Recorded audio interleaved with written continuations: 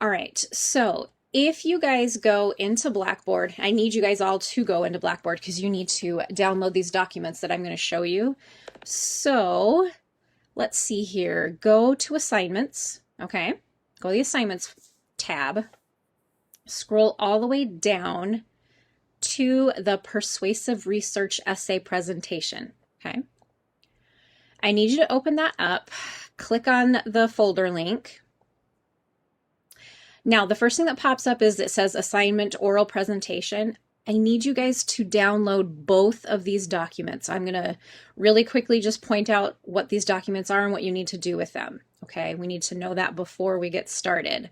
So everybody take a moment, download both of those documents, and then I will open them up on the screen and go through them with you. Okay, so if I lost you while I was going through it, just let me know and I'll show you again where it's all at.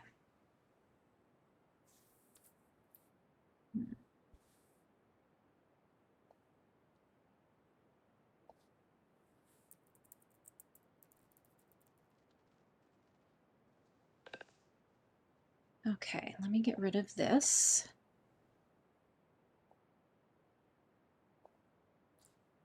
Right, I'm going to load up my Word document.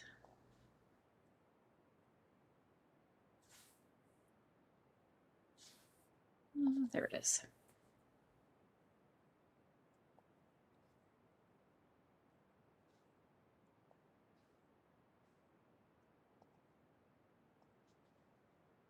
Okay, and then once you guys have both of those documents downloaded, what I want you to do is take to the chat box and say, I got it, or done, or even hi, whatever, just so I know that you have both of those documents, okay?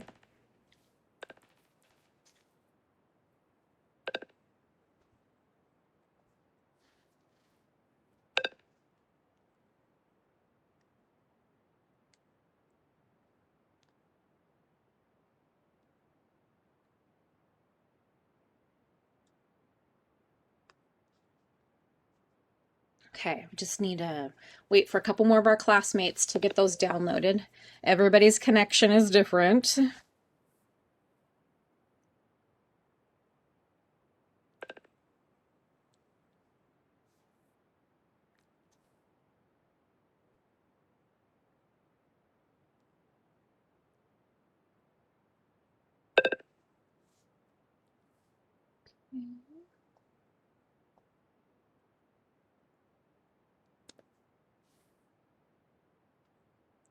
Okay, so I'm just double checking my names here. Okay, so if I understand the chat box correctly, everybody has those two documents downloaded from the assignments folder, okay?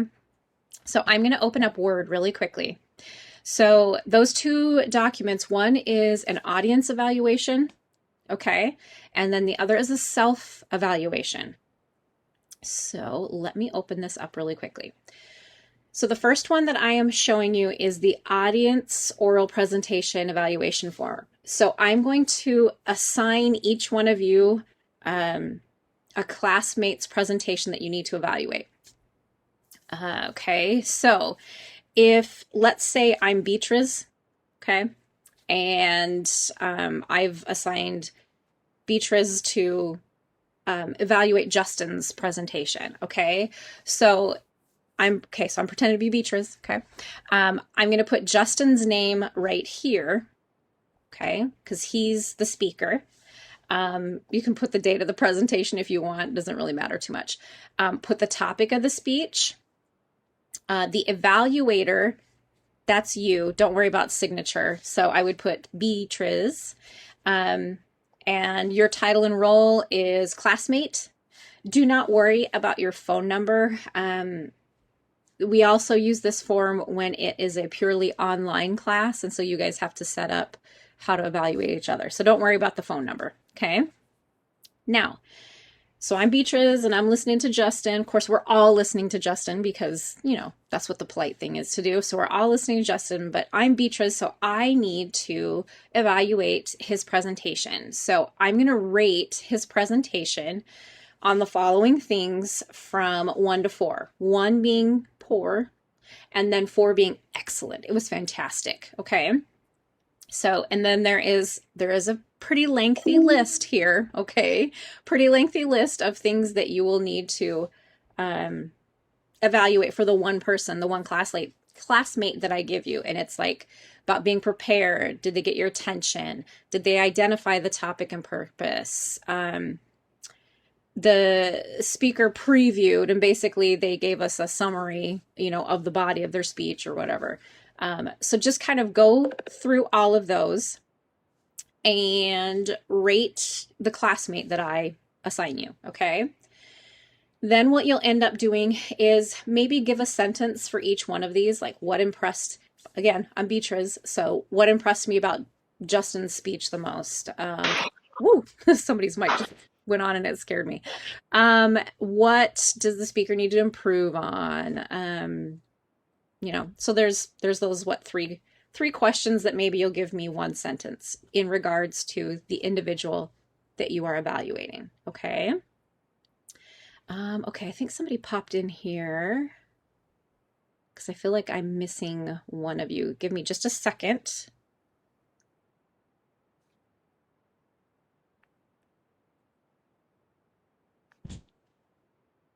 And apparently somebody in my house just dropped something. I don't know if you heard that. No? Okay. Why does my number not add up right here? All right. Hold on, guys. For some reason. That's why. Okay. Yeah. Okay. So that is the audience evaluation form. And in a moment, I'll let you know which one of your classmates you need to evaluate. Okay, so that is the audience evaluation form. This one is just, there we go, the self-evaluation form. So once everything is done, okay, don't work on this until everyone has had their opportunity to do the presentation, because we need to be paying attention to all of the classmates. They've worked hard on the presentation, so we need to give them the respect they deserve and listen to what they have to say. So you're going to do an evaluation for one of your classmates, and then you'll evaluate how you feel you did on your presentation, okay? It's the same setup. Kind of fill in your name, the date, topic of your speech, and then go ahead and rate yourself on that 1 to 4. And then answer these three questions on yourself on your presentation, okay? All right, so really quickly, I didn't assign who's going to evaluate who because I was waiting to see who's going to show up to class today. So let's do this.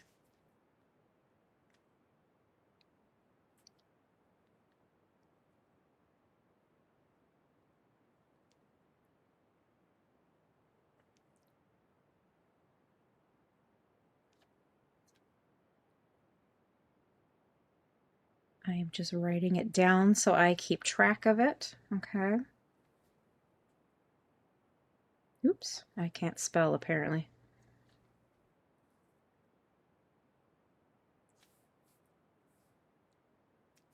Okay, wait.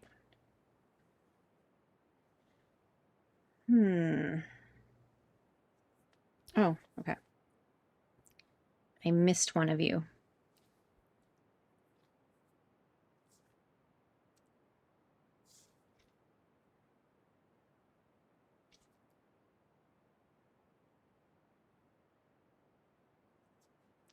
Okay, let me stop sharing this screen for a moment and make sure.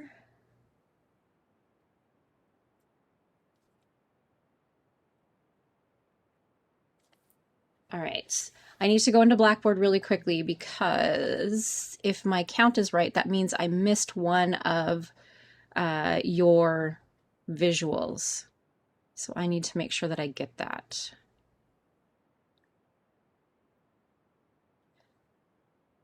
Yeah, because there should be 10. Who did I miss?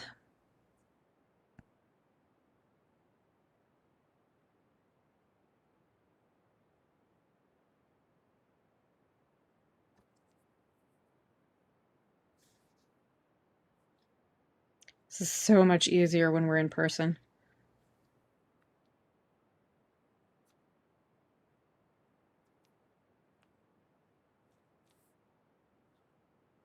Okay, there we go.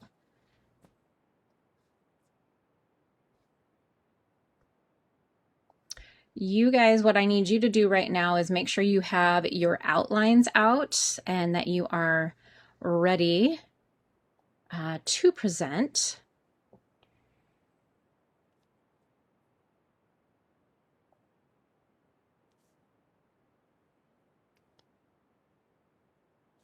All right. Now I've got everybody here. Okay. So here is how it will work then. All right, so right now what I'm going to tell you is the classmate that you need to do the audience evaluation of, okay? So Alexis, you need to evaluate Justin, okay? Beatrice, you need to evaluate Ulysses. Justin, you need to evaluate Ella. Lexi, you need to, Lexi M, because I know we've got like our Lexi. Okay. So Lexi M, you need to evaluate Beatrice. Alexia, you need to evaluate Bailey. Nick, you need to evaluate Angela. Angela, you need to evaluate Alexia. Okay. Bailey, you need to evaluate Alexis. Ulysses, you need to evaluate Lexi M. And then Ella, you need to evaluate Nick.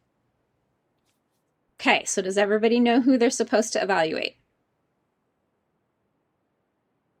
All right, so here is the order that we're going to go in. Basically, the way I read that is the order we're going to go. So this will kind of help you keep track of who you're going to go after. All right, so we're going to start with Alexis. You're just the lucky winner today. Alexis, you're going to go first, then Beatriz, then Justin, then Lexi M, then Alexia, then Nick, Angela, Bailey, Ulysses, and then last but not least, Ella. Okay? So let me, since I get to be your visual person today, let me open up Alexis' presentation, and then I'll share that on the screen. So what I will do is you will just have to tell me like when to go next or whatever, okay? You can say like next slide, next whatever, all right? Okay, anybody have any questions before we get started? So when you're giving your presentation, if your connection allows it, we would love to see your face and hear your voice. I understand that some of you have issues with connection, so we at least need to hear your voice. I will get rid of my face, and I'm even going to mute myself so that way you can completely focus on the individual. So let me, all right. Okay, so remember, we're just aiming for 5 minutes. It doesn't have to be very long. I will be timing you just so we can kind of keep track of what we are doing, okay? All right. Okay, so Alexis, if you want to turn on your mic and then just let us know when you are ready. I am loading up your presentation. Okay, I'm making sure I have that. Okay, I'm going to mute my mic and then just take a breath, Alexis, and then remember who has Alexis. Bailey, I believe you have Alexis, so make sure that you are evaluating. All right, go ahead.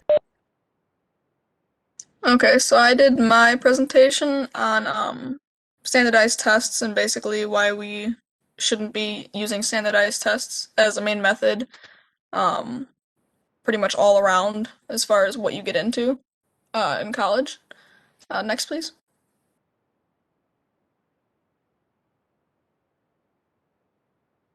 Okay, so The first slide, I believe, should be a pros slide.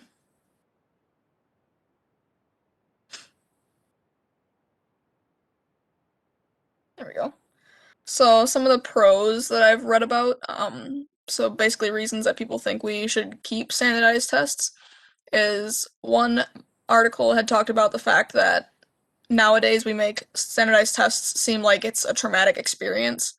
And this mom sort of compared it to when she was a kid, she remembered it never being that bad.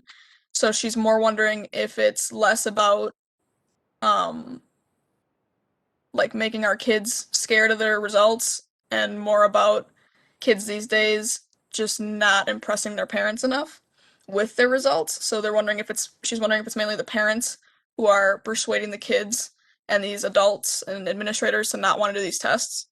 Um, I have my own opinions about that, but you can think of it what you choose. um, Another pro to standardized tests is that it provides benchmarks. Basically, you can see where your student aligns with other students. And third is that it evaluates what students know about common subjects, this being like math, science, and reading. It's not really anything with creativity, which is an issue that we'll come across a little bit later. And lastly, it is future outlines would be a pro, meaning that you can take what students already know or don't know and create outlines for future like teaching lessons almost. Next slide, please.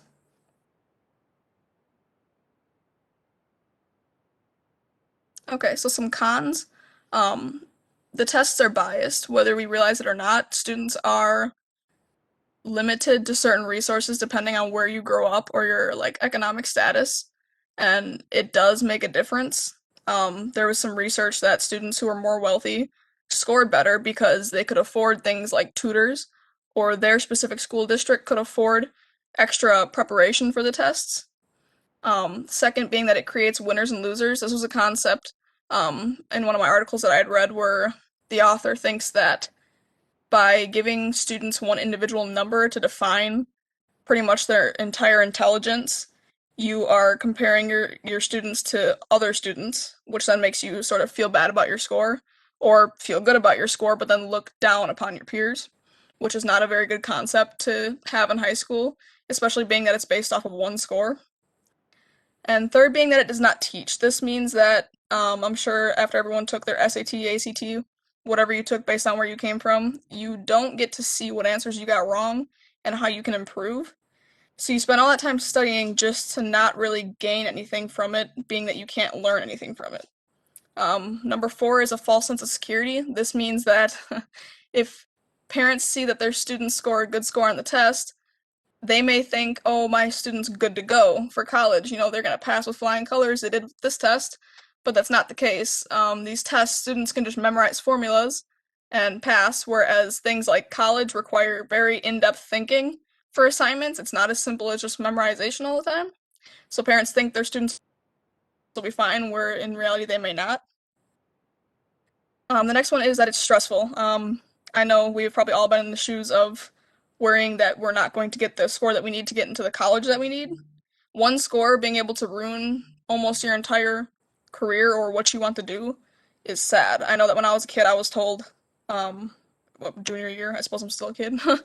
Junior year, I was told that I was going to get a 19, which would put me under the benchmark for any college that I want to get into. Um, so I panicked and I stressed out for weeks, maybe even months, trying to make sure I wouldn't get a 19. Excuse me. I ended up getting a 22, but that's not the point. My school gave me the resources to be able to do that. Not every kid's going to be able to do that. The next one is teaching to keep employment. This means that while there may be some scandals about students cheating, teachers will also be tempted to forge different grades for their students because teachers can get fired for their students not meeting certain benchmarks because then the administration tends to believe that it's the teacher's fault. Lastly, is it incorrectly measures intelligence, which I sort of already talked about, meaning that it doesn't actually tell you your full, say, like IQ, because it was proven that your success in college is better based off of how you did throughout your entire high school career than it is based off your SAT. Yet that's what we use to get into colleges. Next slide. So now I have two visuals. This is the first one. It's funny, you only really see these comics when they're dissing on something, but the first one talks about um, basically this is how they are giving everybody the same test. This relates to the bias that I was talking about. So this guy is saying that the exam is that everyone has to climb the tree. You can see the fish is clearly not going to get very far up that tree, and that's sort of the point that I'm trying to make with the bias is that students have different opportunities. Next slide. And this one has to do with what I was talking about, how teachers are trying to just keep their employment. So they're teaching only the standardized test material, which does not allow for creativity. Basically, you know, the higher ups that control the schools are saying that, this kid needs to pass so you can keep your funding. And then the administration in the school is telling a teacher that she needs this kid to get it right because she'll lose her job as a teacher, he'll lose his job as an admin. It's like a domino effect almost. Next slide. So in conclusion, standardized tests are a waste of money for the schools. These companies make a ton of money on these standardized tests every year. I think it's like $2 million. It's a waste of time. They're teaching something where the students aren't even going to get to learn anything in the end. It's very unwarranted stress, and it's not the best method. I would say the best method was brought up by one of my articles in my essay, in which he said that we should use students' GPA in high school or their overall progress reports and stuff like that, and we should be posting those instead because, after all, those were more correct about students' intelligence than one single test was. So colleges should be looking at that instead. Therefore, bringing it, there's no benefit in the standardized tests in almost any category. You can go to the next slide if you want. It's kind of just funny. Um, I didn't know how to sort my own or cite my own essay, so I just put my essay. That's okay. It made me laugh. Okay. So I just wanted to ask you one question because that's one part of the presentation is that you need to be able to kind of answer a question. My question to you is, do you do you feel that there is a place for standardized testing at all, like anywhere? So one thing that I got to read about that I thought was sort of interesting, and I mentioned it in my essay, was test optional, but the thing is test optional does not mean what I want it to mean. Test optional is talking about students being able to choose whether or not they take the test, yet colleges in general still require the score to get in.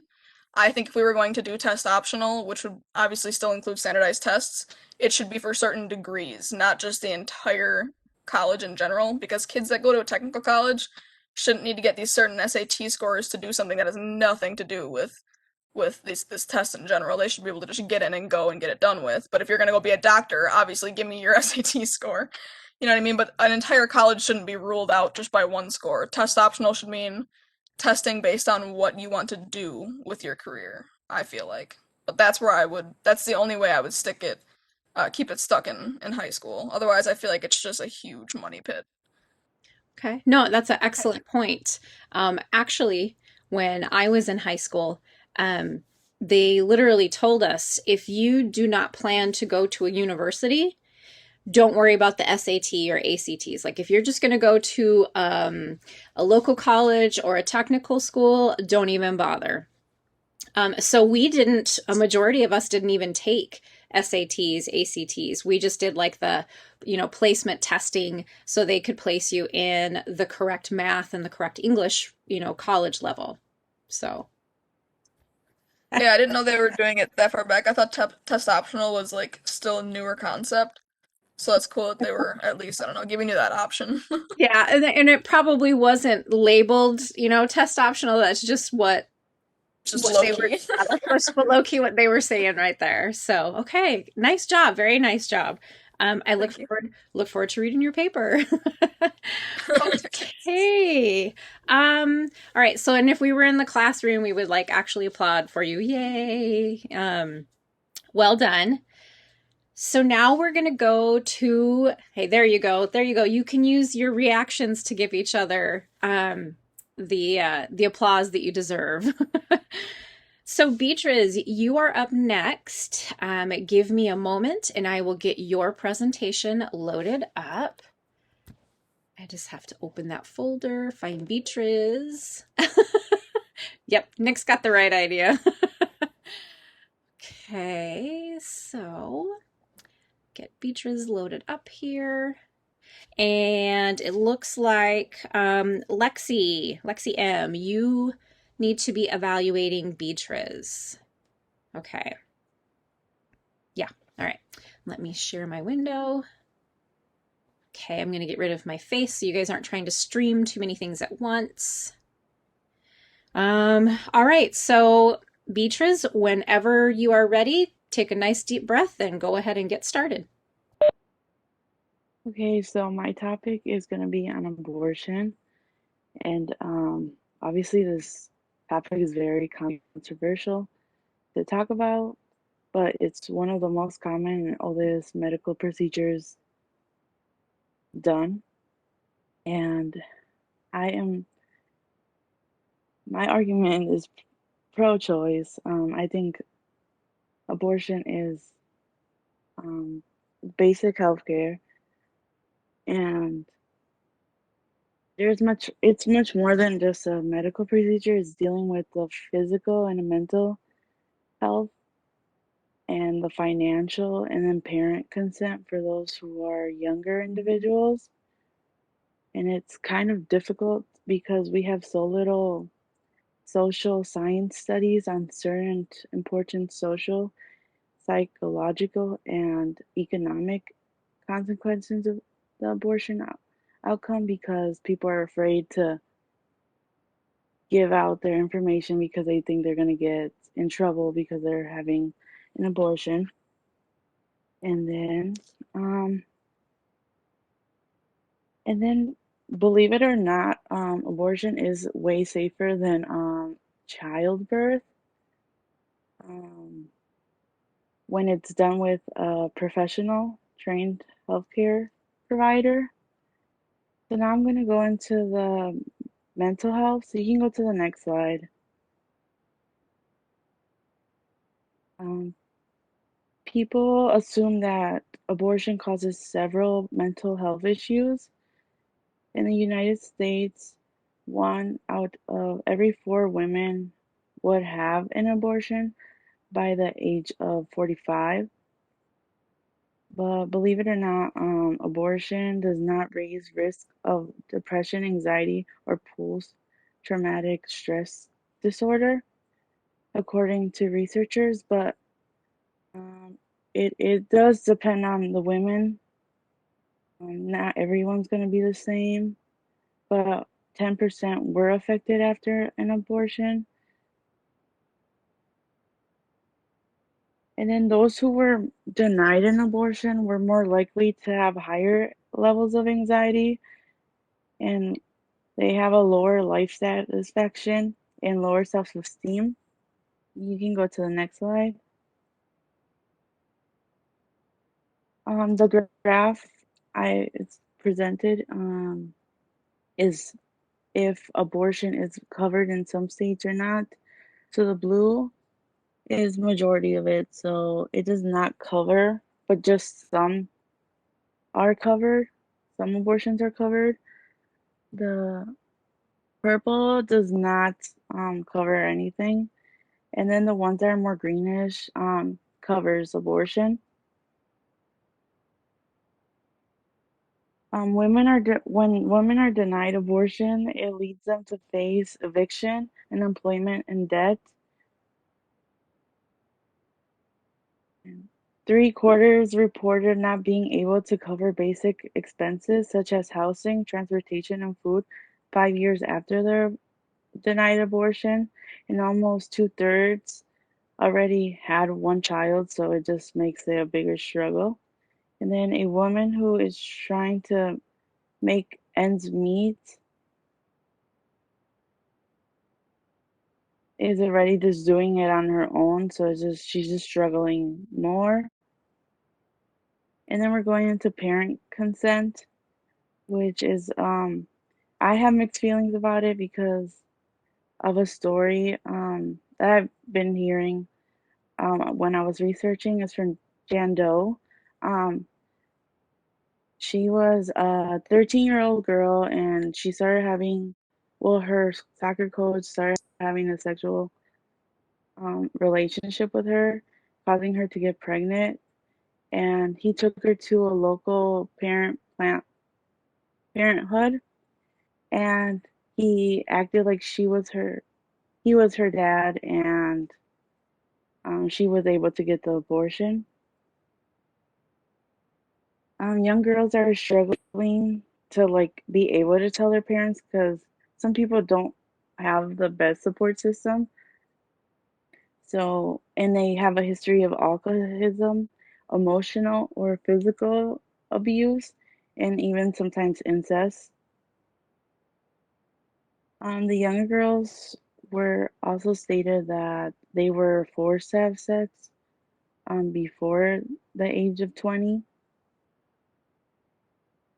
And then I just believe that abortion is basic health care.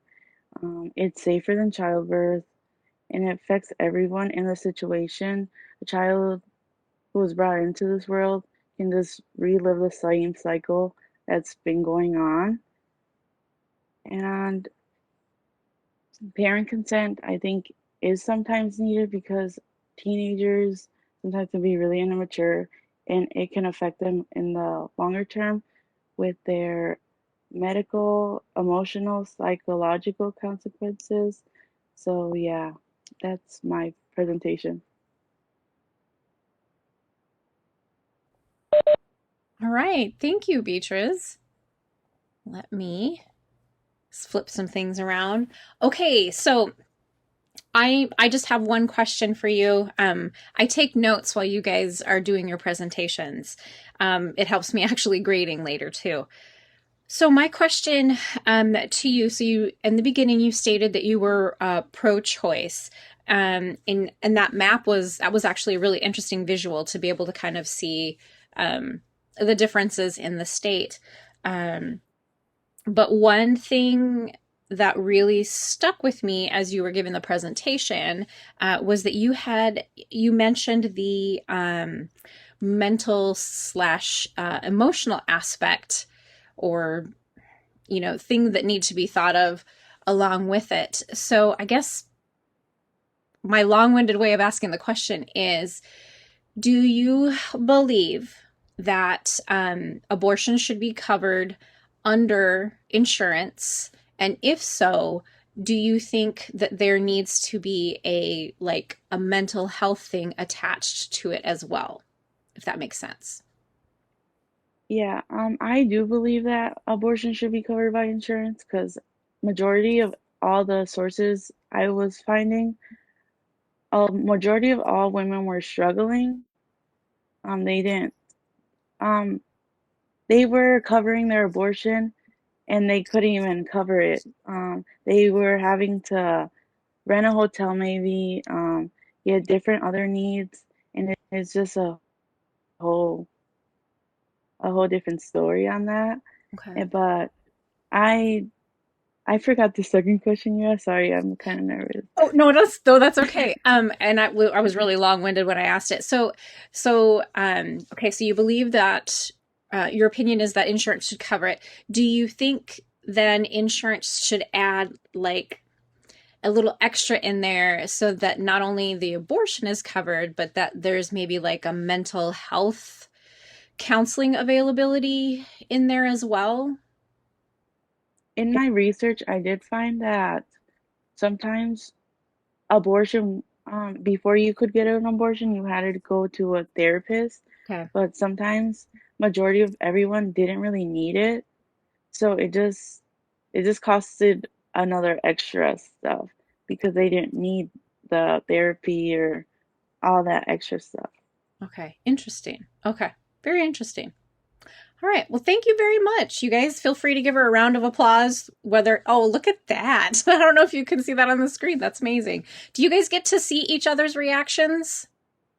Tell me in the chat box. Okay, good. I mean, I know I can see them, but it's kind of a bummer if you can't. So good job. All right. Well, then that means Justin is our next presenter. So I'm going to get Justin's presentation loaded up here. All right. Okay, so I'm gonna get rid of my face, and then you got to give me just a moment, because with PowerPoint I have to transition to make it a full screen and everything for you. So, Justin, once you see it on the screen and you're ready to go, that is cool. Let me see here. Oh, Alexis. So you need to evaluate Justin. Okay, so I'm trying to get the slideshow set up. Play from start. Ugh. All right. That's right. This is what I have to do. Okay. I have to share it. Once it's on the screen, then I can full screen it. Okay.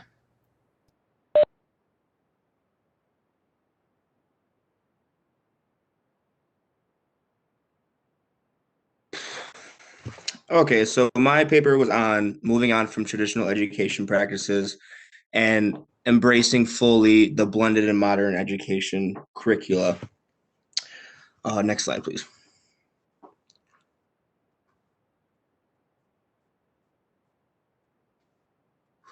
Okay, so traditional education, the pros and cons. There's some really good qualities of traditional education, such as humanism, which is, keeping human interaction alive within group projects, the library, and just simple human interaction. That really, to me, that makes learning a lot more personal, I guess, and it makes it a lot easier. And then also direct learning, again, group projects and just kind of being able to ask questions, and teachers can kind of feel where students are with the subject and really help them get to where they got to be. But the cons are traditional education can kind of be authority based, where the teacher can be seen as like an authoritative figure, and that can be intimidating to a lot of kids and kind of taunt their learning. And also, at least what my experience with education is, it was extremely competitive, and I thrive in that kind of setting, but I know a lot of people that do not, and that can be extremely dampening to someone's development. And then it can also feel like students are kind of being judged. Like, for example, this 12-page paper, um, it kind of can be opinionated aside from the technical side, and that can be extremely, extremely intimidating. It was a little intimidating to me, but I have a quote here from Dr. Ann Luther from UW Whitewater. She's a philosophy professor, and I actually put a big segment in my paper from her work, and she kind of did a model on how moving on from old education methods is vital for learning, because it embraces creativity, collaboration, and critical thinking, which is a lot of traditional education is kind of just open a book and study. And the quote here says, "Knowledge is external, objective, discoverable. It involves recognizing real facts, correct solutions, and true theories." And I just thought that was pretty validating to my point. Next slide, please. And then some of the good qualities of modern or blended education is it's the acronym is STEM, which stands for science, technology, engineering, and mathematics, which is kind of slowly where the world is heading. With 40% of jobs predicted to be automated by 2050, I think it's vital that we bring up a generation of people that are prepared for that and can contribute to that workforce. Otherwise, if they just, are left behind, where really do they sit in society? And also, modern education brings a sense of entrepreneurship, which is also a huge part of our economy now. Building something out of nothing with like social media and kind of just doing your own thing is where a lot of people are going, because they aren't able to find jobs that pay well. And modern education actually does a very good job of really letting kids be themselves and be creative, and also, critical thinking. And then, but the cons are, there's been studies, it kind of shows the uneven advancement between poverty-stricken communities and wealthy communities, and that's been a huge, huge problem. And it kind of comes from the wealth gap. but there are some really awesome things or some really awesome plans in effect, which I'll show you in my next slide, that are kind of bridging that gap. So the next slide, please. So the Department of Education, I actually have an awesome newfound respect for them, kind of diving into what their plans are for breaking that wealth gap and kind of bringing everybody up to speed.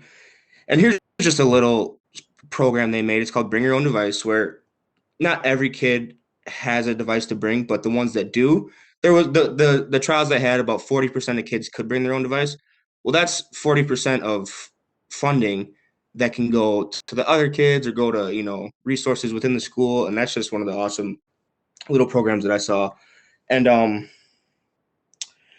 with they proposed winning the future, improving education for the Latino community. This is actually brought up by Obama, and he does an awesome job of reforming the No Child Left Behind Act and bringing money to the Latino communities and the poverty-stricken communities for the resources. He actually goes, he has his people go in, find out the needs of the Latino community, and really, really bring a proper resourceful education system to them, which they didn't have before. Um, there was a study done in Madison, Wisconsin by Edward Lynch of 27,000 students, and he found that 12% had no internet access whatsoever. And only 74% of African American kids had it, and 79% of Latino kids had it, but 97% of white kids had unlimited access. So Obama kind of really the Department of Education as well, kind of put a plan into effect to really bridge that gap and make sure everybody could do it. So we're not creating a society where half is advanced and the other half is not, because you kind of need that balance to make production. Next slide, please. And then, so what I kind of got out of the whole thing was, modern and blended education does need balance from traditional. And there are some awesome qualities of traditional. We can't lose. We haven't completely evolved from the traditional ways completely. We still need that human interaction. We still need the role model in the classroom. And COVID-19 has kind of showed us that all tech is kind of bad. I don't know if you guys have heard the horror stories of kids trying to get school done during this pandemic, but every kid I know is failing classes. And it's just, I don't think it's something that we can foresee in the future to actually work, at least not now. And because we're all natural learners, and it's kind of nice to be in a natural setting when you are learning. And yeah, that's my presentation.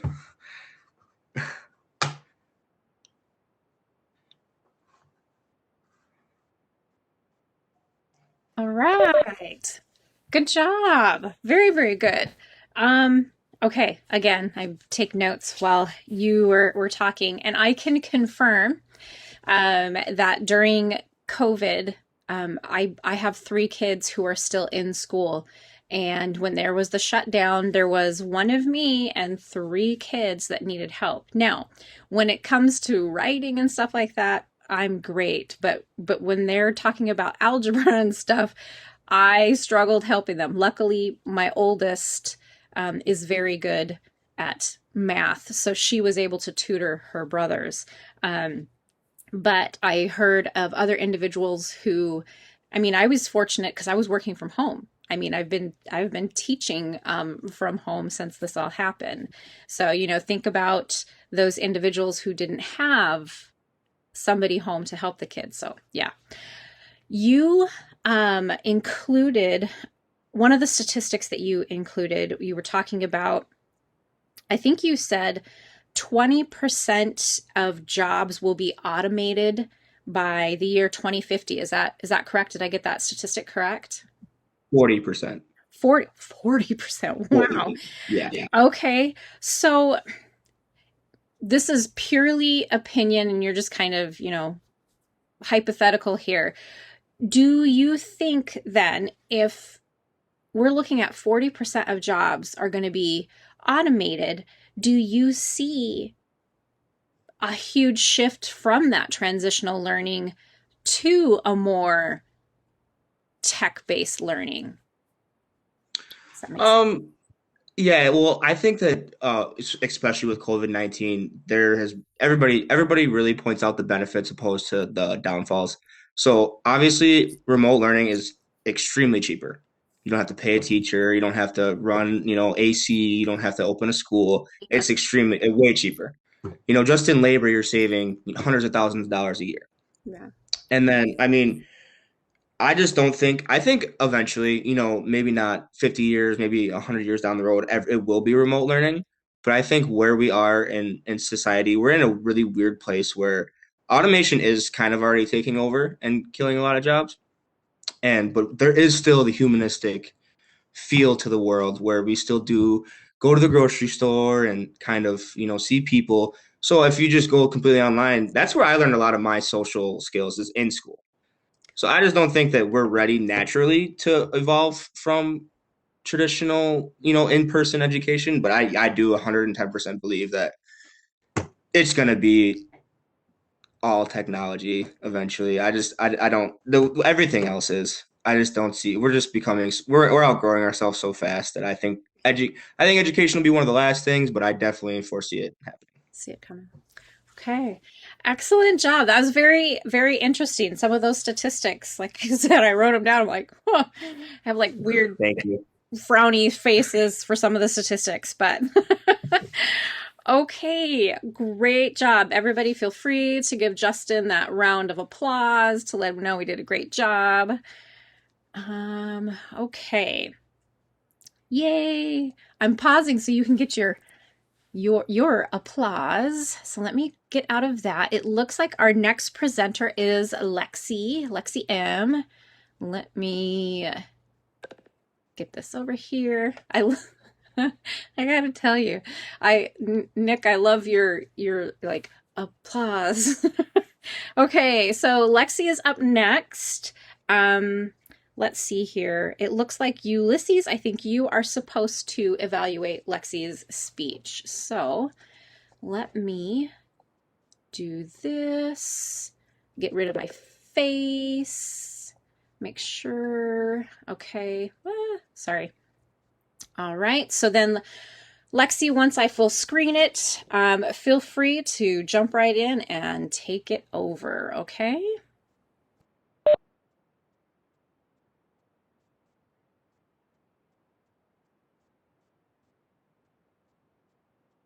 Okay, so for my presentation slash my paper, I decided to do a kind of more well-known topic, and it's the subject of adopting animals versus buying them, or quote shop, the adopt don't shop argument. Okay, you can go on to the next slide. So basically, as an introduction, there is one of the main things that I have up there for my first point is that according to the No Kill Advocacy Center, in the United States alone, around 6 million animals are put into shelters each year, and of that, 2 million are euthanized. So that's approximately 1/3 of the animals that are being put into shelters that are being killed. And then in the United States, there are around 85 million families who own at least one pet in America, and that includes me, and almost every single person I know also has a pet. So that number doesn't necessarily surprise me. Um, and so basically, I'm going to be going over what to kind of look for if you are going to be buying from a breeder, and the red flags that might be coming up, which may say hey, this isn't a breeder that you want to buy from. They are someone who is investing in overbreeding and aren't looking to do it for the right reasons. So if you don't mind, you can go on to the next slide.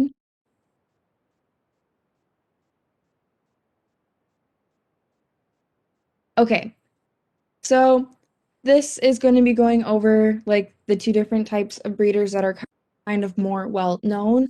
First off, a puppy mill, which not everyone might know what it is. So a puppy mill, as defined by the Webster's Dictionary, is a commercial farming operation in which purebred dogs are raised in large numbers and often in substandard or poor conditions.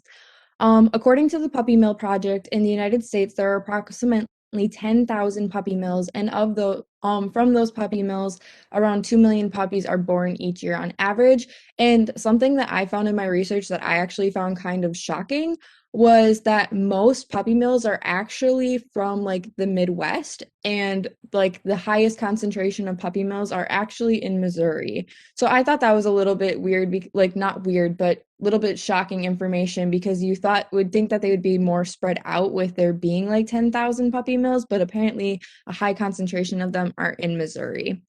Um, so then most puppy mills are breeding the puppies to make quick money. They aren't generally worried about their living environments or the health problems that come with living like the living environments.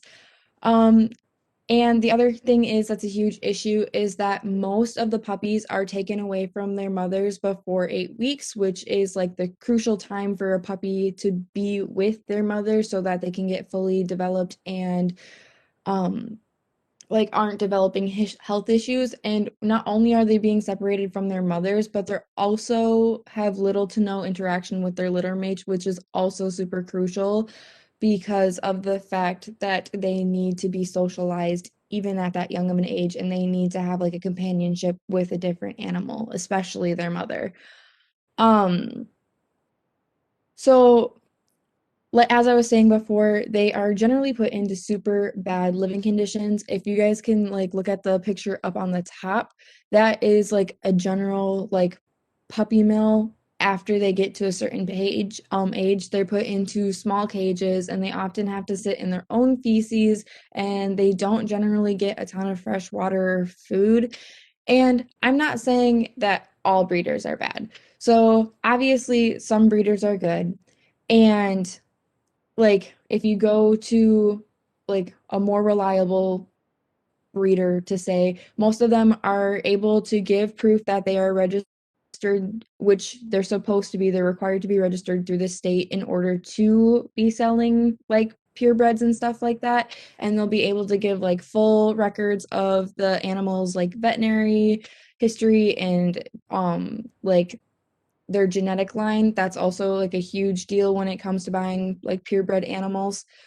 Um, and so the difference kind of too between a puppy mill and getting it from like a quote unquote reliable breeder would be that puppy mills often aren't going to charge as much as a reliable breeder because a reliable breeder is making sure that these puppies are being brought up in like a really good environment. So they're getting them to the vets, they're getting them to like certain points where they aren't going to be struggling with health problems later on. And some red flags to look for when you are, if you do choose to buy from a breeder, is that they are always having pets available. They always have ads for young and new quote unquote exclusive puppies.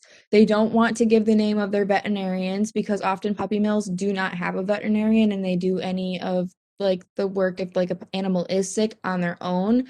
Wanting to finalize the deal in a public place instead of where the puppies are being held, which if it's a reliable breeder, they most of the time will let you go to wherever they're breeding the animals so that you can see the mom and dad and see the physical traits that the puppies might have and how like they may act later on due to like behavioral wise. And they don't ask questions about anything other than money and where they will be meeting to exchange the puppy. And they will often let the puppies go and sell them before 8 weeks. As I stated before, is not a good thing because puppies should be with their mothers until at least 8 weeks of age. You can go on to the next slide. Okay, so something that you can do instead of buying from a breeder is obviously adopting from either shelter or rescue, or it's called ownership.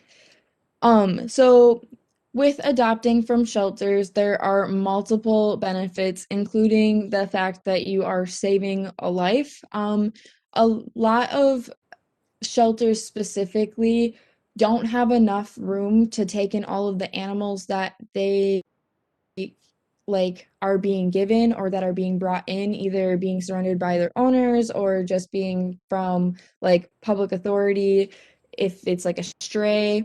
And so often if an animal is deemed too sick or too old, it generally will get euthanized in comparison to others because of the fact that they don't have enough room.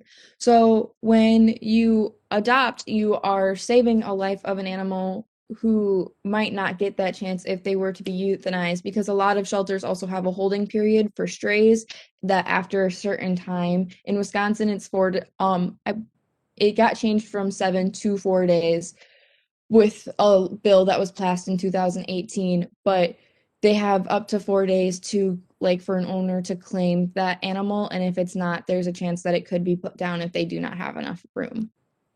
Um, and then you are also going to be saving a lot of money because generally, if you're buying from a breeder, it can cost anywhere from the upper $100, so like $600 to $700. I know the dogs that we have were around that much when we purchased them from breeders. And even depending on specific and rare breeds, like $10,000. So breeders are not generally the most cost effective. Whereas if you go to an animal shelter, it is max like $300, and sometimes the fees are even waived if the shelters are struggling that much to make space in their buildings. Um, and when you adopt from a shelter, you can almost guarantee that that animal is going to be in good health because they have to have all of their vaccines. They're spayed and neutered to prevent overbreeding in the future. And they there was I'm blanking, and they have to have like a generalized checkup just to make sure that they are in good health with and get any vaccines that are like general vaccines to prevent any illnesses from spreading. And by adopting from a shelter, you're taking money from something that could be really bad, like a puppy mill, and giving it back to other animals because most shelters, whatever they get, goes straight back to the animals. And as I stated before, there's 3 different types of adoption processes because of the 3 different main types of adopting, which is adopting from shelters, which is generally you go in after you fill out like an adoption form, give your ID, they give you the pet's records, and then you can go home with your pet. Adopting from a rescue is a little bit different because most of the time rescues care a little bit more about where the animal is going. So you have to go through like a home check and stuff like that so that they are like, okay, yes, you seem like a suitable candidate for this. And then there's a private adoption, which is where the owner is basically saying, I can't take care of this animal anymore, and is willing to give it up through adoption through like their own terms and picking the person out rather than surrendering it to a shelter and then allowing the shelter to continue with that process. You can go on to the next slide. So basically, as a conclusion, if you are going to like buy a pet, you should always look for red flags. And as I stated before, that is looking, they don't really care about where the animal's going. They always have available pets. They are more worried about the money, instead of like being careful about where everything's going, making sure that the dog's in good health, and just knowing too that when you're adopting from a shelter, you are saving a life and making a difference not only on your own life, but on the animal's life as well. And hopefully giving more chances to other animals because then they're able to be put into the space where you just adopted your animal from to go to hopefully their forever home as well. And then if you go to the next slide, they're just my sources. I didn't know how to cite my page like paper either, so I just put all the sources from my paper into my presentation. That's okay. All right. Well, see, you're already getting your applause. That's fantastic. Okay. Um, I just kind of thought of one question as you were talking. Please pay attention to the screen because you're getting all of your applause. The one question that I had is in your research, and maybe this is common knowledge and I just never picked it up, but Do shelters, the different animal shelters, do they get any type of like state funding at all, or are they specifically run just on the adoption fees? Do you know? Did you find that at all? From what I have seen in like this research, and like I'm not gonna lie, like I've looked into it in the past and stuff like that because my family has also adopted pets in the past, so I looked into it prior to us adopting. It really depends on like the different shelter, because so there are like government funded ones. So if I don't know if you're from the area, but like the Green Bay Humane Society, that's like a government funded one. But shelters like Happily Ever After, which is a no-kill like shelter, that's all privately funded. So it really just depends on where it is and like which shelter it is, because some of them are government funded and then some of them aren't. Okay. Yeah, that was just more of a curiosity for me. So, all right, nice job. Okay, so Thank you. I'm just going to pause for a moment here. My goal today is for us just to power through these presentations, because you're gonna end up being done early today. So if it's okay with you guys, I'm just gonna power through our presentations. Once we're done with presentations, I'll just remind you of anything that's still left to submit that you didn't submit. So if in the meantime, if like you just desperately have to go to the bathroom, but the individual who's presenting isn't the one that you have to evaluate, please feel free to slip out quickly, but then come back in quickly. So it looks like Alexia is our next presenter. And let's see here, who had Alexia? Angela, it looks like you need to evaluate Alexia. So let me do this and get rid of my face. All right, so once I get to full screen, feel free just to take it away, okay?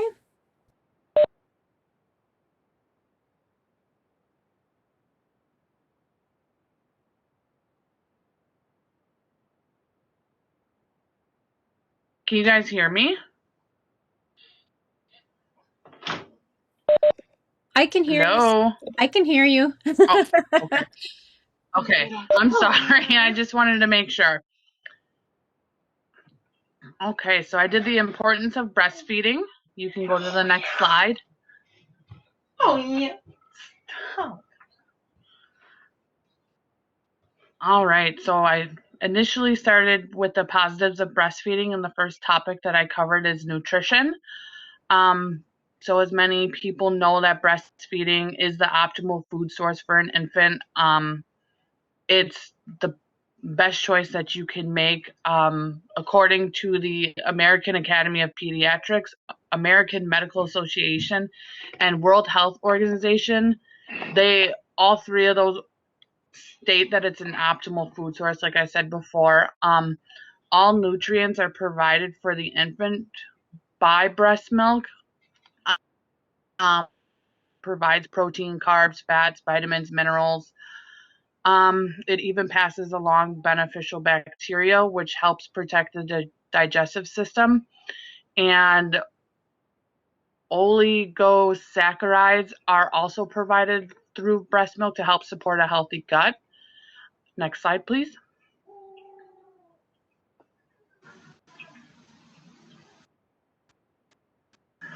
So I went over infant health aspects first. So antibodies are also passed along through the breast milk, which help protect against many illnesses such as like colds and flus. White blood cells are also provided, which help fight infections and lessen the severity of bacterial infections. Infections such as ear infections, respiratory infections, meningitis, urinary tract infections, and thrush. Meningitis it can be viral or bacterial, but it causes inflammation in the brain and the spinal cord. And thrush is just like a yeast infection on the tongue. So the next point is decreased likelihood of many diseases. So diseases that it's known to decrease are stomach issues like diarrhea, vomiting, gastroenteritis, obesity. It even helps protect against type 1 and type 2 diabetes, high cholesterol, halves the risk of SIDS, which is sudden infant death syndrome. Cancers included are childhood leukemia and lymphoma, necrotizing enterocolitis, which is a potentially fatal stomach disease, but it primarily affects premature infants. And it also helps decrease the likelihood of allergies and eczema. And colostrum, which is the initial substance that is produced right after birth, even helps coat and seal the infant stomach lining. And botulism is another disease which comes from honey, which infants are not supposed to have within the first year of life, but it helps protect against it, which is a toxin. Botulism is a toxin ultimately, and it attacks the body's nerves and can cause breathing concerns, muscle paralysis, and even death. And the infant's saliva, which is the next point, even interacts with the mother's nipple, and the backwash that kind of goes to and from the nipple to the infant provides the mother's body with important indications of the infant's health and development, so that the breast milk can change and it can give more antibodies and things like that, depending if the kid is sick or needs more of a certain vitamin or needs more protein and things like that. Next slide.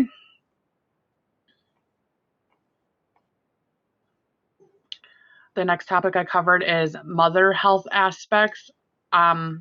So by breastfeeding, it helps the uterus shrink back down to its pre-pregnancy size faster than if a mother would bottle feed, which then in turn helps reduce blood loss that could be from childbirth. It helps mother return back to pre-pregnancy weight faster. It also helps a mother decrease risk for certain diseases. Diseases include cancers such as breast, uterine, and ovarian, heart disease, type 2 diabetes, helps protect against developing multiple sclerosis, and reduces the risk of osteoporosis. Breastfeeding also causes, I guess if you will, lactational amenorrhea, which means you won't have a period. So it stops for some time while the mother is breastfeeding. It can prevent a menstrual cycle from resuming for 3 to 6 months and even longer. This also helps women avoid pregnancy and helps with child spacing. So this is a natural birth control, and it's up to 98% effective. So a mother can use this as long as she's still breastfeeding and the infant is under 6 months old. Breastfeeding also helps with postpartum depression. A chemical called oxytocin appears to be in relation to help decrease postpartum depression, because oxytocin is known as the love hormone, which with then bonding with the infant and kind of ramps up the motherly instinct. Next slide. Breastfeeding, there's typically no cost, and if there is any cost, it's very minimal. With breastfeeding, the only thing that I can think that would cost any money is a breast pump. So the next topic covered would be formula cost. And per year, formula is anywhere from $1,200 to $1,500 per year, and that's just for regular formula. That's not including any possible specially needed formulas, which could be derived from soy or amino acids. Breastfeeding helps lower medical costs because the infant is then healthier, so then there's less hospital stays needed, less trips to the doctors and things like that. And then leading into the next point, which with a healthier infant, there's less missed days at work. So that also helps with like the no cost and things like that. Next slide. Convenience with breastfeeding. An infant can be fed anywhere, anytime, as long as they're with the mother. There is no preparation needed, so there's no need to get a bottle out, get water, mix it up, or anything like that. And it is always available. The breasts will always have milk in them. So next slide. Bonding with breastfeeding, many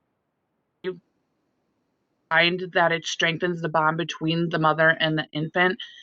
And kind of like I talked about before, oxytocin, which is the love hormone and enhancing motherly instincts such as touching, caressing, making eye contact, and being affectionate towards the infant. And comfort comes for both the infant and the mother, and soothing the infant. Many infants find that breastfeeding is very soothing when they're sick or scared or anything like that. Next slide. Next, I talk about the negatives related to breastfeeding. So the first one is less freedom, which means like the mother is always on call. The mother always needs to be available for every feeding, day and night. And, because it is the breast that, like a father or other caregivers aren't able to help with it. Next is difficulty initially. So not every infant will latch immediately or be interested in breastfeeding immediately. It's a lot harder than many women think, which initially, due to it being so hard, a mother can feel very disappointed and discouraged and need to realize that it's a learning process for both mother and infant. Next is the nipple, which can become very painful, irritated, and cracked due to improper latching and just like the suckling. And infants can even have what's called like tongue tied, where the little piece of skin underneath is too tight and the suckling isn't like proper or correct. So then it causes like the irritation and the cracking, which then kind of goes along with breast pumps and pumping, which can also cause the nipples to become sore and cracked. It is typical, though, to feel pain initially pumping or breastfeeding for about 10 to 15 seconds due to the nipples stretching and adjusting. Next is mastitis and fungal infections. Mastitis is an infection that can occur in one or both the breast, and a fungal infection can occur as well, which is known as thrush or yeast, which can be on the nipple and in the baby's mouth, and it can be passed back and forth during nursing. And for a fungal infection, you would need to clean everything, like from the pump to the toys to any bottles you may be using, to get rid of that infection. Next is breast engorgement, which occurs when the milk builds up in the breast, from possibly a missed or delayed nursing or pumping session. The breast becomes very firm and large, swollen, and sore, and can even cause flattened nipples, which would make breastfeeding even harder. Plugged ducts is another thing that can occur when there's ducts within the breast that fill with the breast milk, and a duct can become clogged, which shows up as a hard lump, which is often like red and painful to the touch. And it can, not just in the breast, but it can show up in the underarms. And with a clogged duct, you want to actually empty the breast as much as possible to try and loosen and get out that plug. And some more negatives related to breastfeeding is diet, which many mothers don't realize that what you eat can come along through in the breast milk, and like a baby can become more fussy when eating, like, when a mother is eating spicy food or milk, and it can actually upset and irritate the baby. And there are various medications that should not be taken while breastfeeding, like antiviral medication, AIDS medications, even like caffeine and alcohol should be limited or even like reduced or taken out of a mother's diet. And vitamin D supplementation is needed because it's not passed along in breast milk. So it's needed daily for up to 1 year or until their diet sustains a reliable source. Next slide. Positives for formula feeding, kind of the same as with breastfeeding. Feedings can be performed anywhere and by others. A mother is not solely needed for feeding the infant, which helps alleviate the care for the infant. And a father and other caregivers can also feel a bonding experience with the infant. That kind of went into anytime, anywhere. Also, with formula feeding, a mother or a family caregiver, whoever, can monitor the formula consumption because on the sides of the bottles they have ounces marked out. And some mothers become very anxious, worrying that their infant may not be getting enough food. Signs that an infant might not be getting enough food is no waking, and just not feeding very well, not feeding very much, feeding's not increasing as they're aging. Milk production, so at times a mother may not produce enough milk. Reasons a mother may not be able to produce enough is that the infant isn't suckling good enough or well enough. And with breastfeeding and milk production, it's a feed system. So the more that the infant feeds, the more that the breast will produce. Other reasons would be anatomical issues, insufficient granular tissue, hormone or endocrine system malfunctions, previous surgeries done on the breast, and certain birth controls have hormones in it that should not be passed along to the infant or can reduce the amount of milk being produced by a woman. And an infant can actually come out lactose intolerant, and in breast milk and formula there is a lot of lactose, which is like a milk allergy or intolerance. An infant can be born with congenital lactase deficiency, which is they don't have the enzyme to break down the lactose through breast milk, cow's milk. There is formula that is made from soy products or amino acids, and not giving a infant the right formula can cause severe diarrhea, which will then lead to severe dehydration and weight loss. Next slide. So I then cover negatives related to formula feeding. The first one here is contamination, and contamination occurs during the manufacturing process from cow's milk into powdered formula for an infant. The two bacteria that commonly contaminate powdered formula is Salmonella and Chronobacter or Enterobacter. Both bacterial contaminations can cause severe diarrhea and urinary tract infections, and if the infections linger long enough, it can cause blood infections known as sepsis or meningitis, which is an infection surrounding the lining of the brain and spinal cord, like I kind of talked about before. Next is formula can't even come close to breast milk complexity with all of like the antibodies and the white blood cells and the bacteria that's all passed along that's not in formula. And formula, like I said before, is refining cow's milk to become closer to breast milk. So it doesn't contain, like I said, many of antibodies, antimicrobial, antifungal properties. It doesn't contain factors that help fight against infections and illnesses. Also, infants are not able to readily digest formula. Formula contains casein, more casein than whey, and casein digests slower, which then can cause gas, constipation, and even a colicky baby.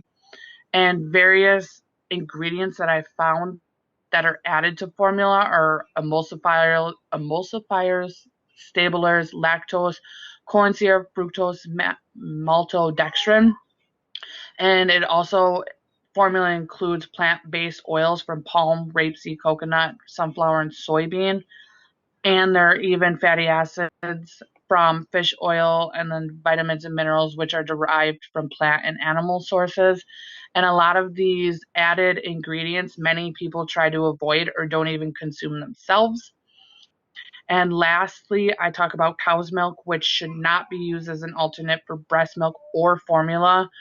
Cow's milk should not be given prior to the age of 1, and cow's milk does not provide infants with enough vitamin E, iron, fatty acids. Infants cannot handle the amount of protein, sodium, or potassium in cow's milk, and it is very difficult for infants to digest the proteins and fats found in cow's milk. That should be it. All right. Thank you. Let me switch stuff around. Yep. Feel free to offer your applause, everyone.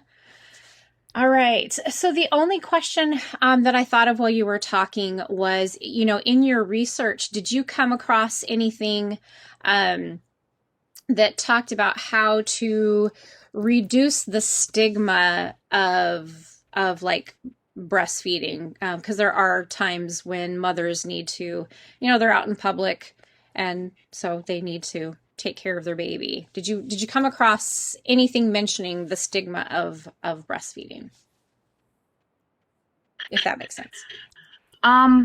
That topic is kind of like a whole nother beast in itself, but I did come across that laws are definitely becoming more open surrounding like breastfeeding and being public, because many people found it to be like indecent or inappropriate. So, but more of like people's personal opinions and stigma around there, I really didn't look too much into it, because like I said, I could probably write a whole another paper just on that topic alone. Okay. All right. Well, thank you. It looks like you did a lot of research there. I had to laugh because at one point I feel like I could hear the guys in the class maybe thinking how grateful they were to not be a woman. So, all right, we're going to move on. Nick, it looks like you are up next. And it looks like Ella needs to evaluate Nick. So let me get that up here for you guys. Get rid of my face. And then Nick, as soon as I go to full screen, feel free to take it away.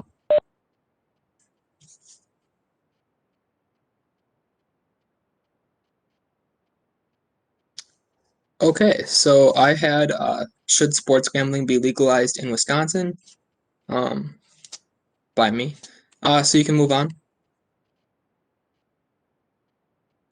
The objective of this was to inform people on what sports gambling was and kind of like the laws of what Wisconsin has, and kind of my opinions on that. And then that's kind of the persuade aspect of it, was to kind of persuade the audience of where I stand on it.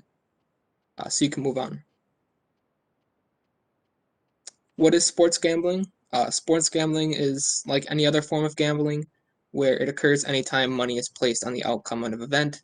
In this case, sports games, events, that kind of thing. It's not really known when it was started, as in like an exact date, but it's assumed to have started with the Greeks with the Olympics, and then it spread to Rome and then England, which England then spread it to us, and we kind of popularized it to what it is today. But there was a time as it was spreading that many religions they kind of opposed it. Gambling, they saw it as like a moral issue, so they tried to ban it, and that's why it kind of got moved underground for a while, and we can still see that today. But recently, the United States passed laws where they kind of put it in the hands of the states, where they can make their own decisions on their laws, whether or not they want to have legalized sports gambling in their states. So you can go on to the next slide. Underground betting operations, they are illegal. That's what most states still operate under right now, and in particular Wisconsin. We don't have currently any laws legalizing sports betting, which you may wonder then, um, how do people still bet on sports? Because you can see, like, you might know people, or yourself, you might bet on sports or whatever, and a lot of times that's done through underground bookies, which are bookkeepers. They're the ones that, um, they give you the lines, and they like collect your money, and it's all like done through like an underground organization. Um, or also you can do it through like bars, because while illegal, it's kind of like jaywalking illegal. So like it's not really policed. Um, so you can still go to bars and do like pull tabs and other betting games. Um, and yeah, so as you might know, with it being illegal, it's obviously more dangerous. Working through underground organizations, uh, just because it's oftentimes used as a front for like organized crime, like drug dealing and prostitution. So you never really know what you're getting yourself into, or if it's safe. Um, when you're giving them your money, you're expecting to get money back on your bets and whatnot. Um, but it is convenient for a lot of people because it's just straight cash. They operate with straight cash. You can kind of just give them your money and you'll get your cash back. Um, so in that way, it's kind of convenient for people. You can go on to the next slide. Uh, Gambling addictions. It recently was actually diagnosed in the DSM as a diagnosable disease. Um, for a while, people just thought it was kind of something of lack of self-control, um, not really something that was an actual disease. But as they've done more research on it, they've found out that it's actually more like alcohol addiction, and drug addiction, where it goes to like the same parts of your brain that uh, produce dopamine, um, and that's where you get like the pleasure senses when you win money, or you bet money, and it makes you want to keep doing it because it's pleasure, it's fun, it gets the brain active. Um, some symptoms of gambling addiction, like alcohol and drugs, it's just a lower sense of self-esteem. And then the ones that are like unique to gambling addictions is like people will want to um, win back their losses, so they'll lose money, and then when they lose that money, they'll say, "Oh, now I have to bet. If I bet again this time, I'll win this time because I lost last time or whatever." Or if they're on like a losing streak, they'll want to keep betting because, oh, my luck's going to turn around sooner or later. So they'll continue to bet more and more, thinking that they'll win back their losses, and that's where they get into trouble, where they're now betting with money they don't have, or they're stealing money from relatives or family or whatnot, so they have money to bet, and that's where they get into the addiction part of it. And one of the things that in my research I found is that they said cognitive behavioral therapy is a good way of treatment, just to kind of refigure the brain and whatnot. Um, and one of the ways that um, we can kind of make gambling addictions, if sports betting were to become legal, one of the ways that we can counter gambling addiction is kind of regulate betting. Where, I mean, if you have a gambling addiction or any kind of addiction already, you shouldn't ever go back to that thing that caused the addiction. So like if you're addicted to alcohol, you should never drink again if you have an actual addiction. Same with gambling. If you have an addiction to gambling, you shouldn't go back to gambling. Um, but if you're like new to it, or if you have been betting and you're able to just bet and take your losses when they happen, um, if they make regulations on like how much you can bet at a time or how frequently you can place bets, I feel like that'll lessen the chance of developing a gambling addiction. So you can go on to the next slide. The next thing I kind of focused on was integrity of the game. Um, in my research, they talked a lot about how college athletes are especially susceptible because they don't make money. They're not paid for their play or their image or likeness. So if and a lot of times college athletes, like if they're like from poor families or whatnot, um, so when a bookie or someone comes up to them and says, "Here's $10,000," you don't have to lose the game. Just don't like cover the spread or whatever. That's a lot of money for a 20-year-old kid, um, who maybe it's like this is the first time they're seeing that kind of money and they know what it can do to help their family or whatnot. So they're tempted to take it, and it can impact it. Well, obviously, it will impact the game if they're fixing the game. Um, so that's kind of one of the things that is an issue um, when it comes to gambling. And then there's kind of the same thing with monitoring. You kind of got to monitor everyone who's involved in the game, whether that's referees or coaches or training staff, or just anyone who has contact with the players. Um, that can kind of have an impact on how the game is played. You got to make sure that they don't have any contact with anybody that's doing the lines for the games or anyone that's involved with money because they can be easily influenced. So if gambling were to be legalized, even if it's not in states that are legalized, they have to continue to monitor that and make sure that nothing suspicious is going on. Go to the next slide. The economic impacts. One of the big things with gambling is states can collect much needed state income tax, which a lot of states have done this past year with the pandemic. They, they've when they legalized sports gambling for the fact that they can collect state income tax, um, and kind of a way to generate revenue in the economy.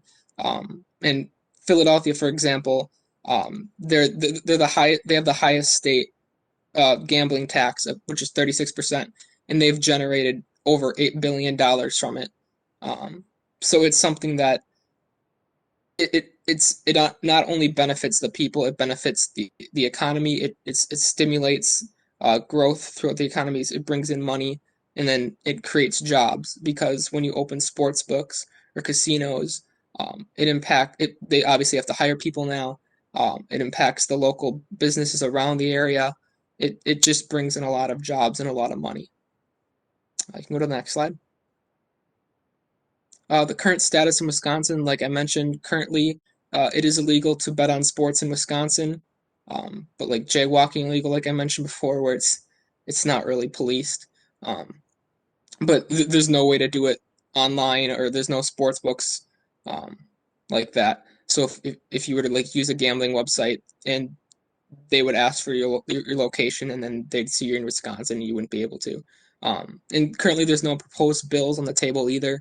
So there's nothing really moving around. Um, and with Wisconsin, everything the gambling is kind of run through the United Casino. Um, and yeah, just as of right now, there's no movement towards pushing towards the legalization. Next slide. And then the conclusion.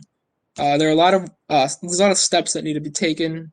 A lot of precautions, like I mentioned, kind of you have to be careful when you uh, legalize anything like this that is so pronounced with like addictions, like I was talking about. We kind of just got to find that balance.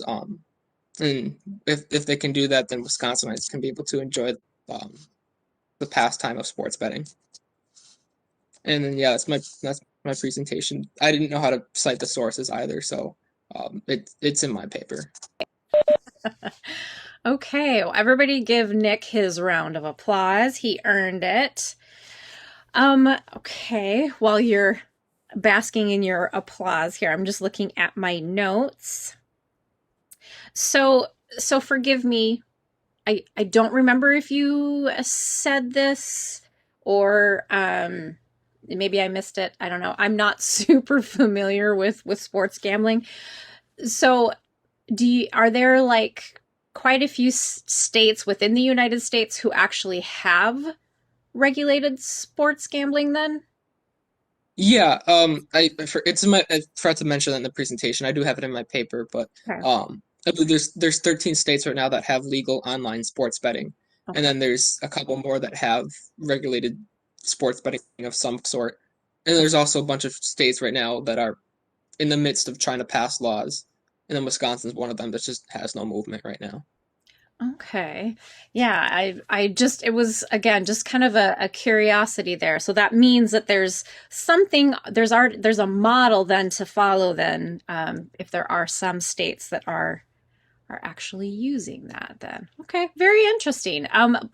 Interestingly enough, you are not the first student that I have had that has written a paper about regulating sports gambling. I think I get like one a year.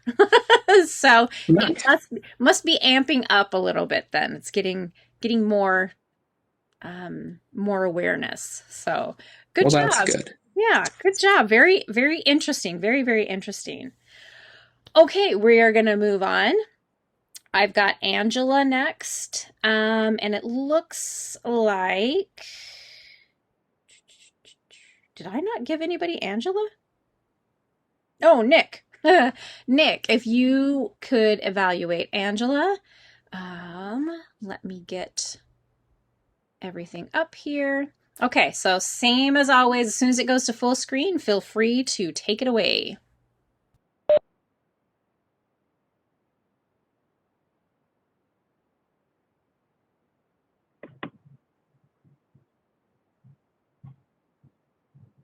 Okay, I did my paper on healthcare workers. You can go to the next slide. My main viewpoints in my paper are how healthcare workers are overworked, underpaid, and undervalued. Next slide. I just wanted to add in there, a lot of people who think of healthcare mostly think of like doctors, nurse practitioners, nurses. There are a lot of other groups that work in healthcare that we overlook, such as the nurses' aides, resident assistants, home health workers, laundry, dietary, and housekeeping workers. Next slide. Then I talk about burnout in healthcare. The burnout in healthcare is what causes a lot of turnover in healthcare.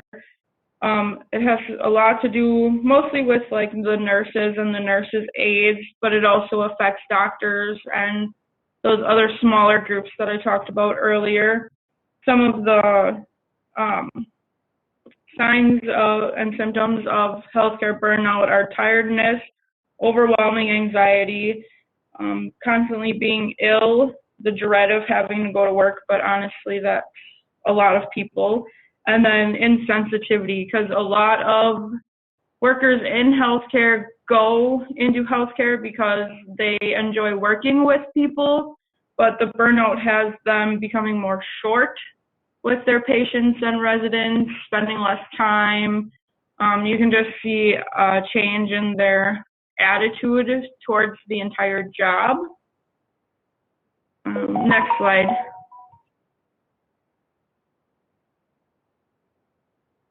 The shortages in healthcare, it's always been an ongoing thing, but since COVID-19, it's gotten even worse.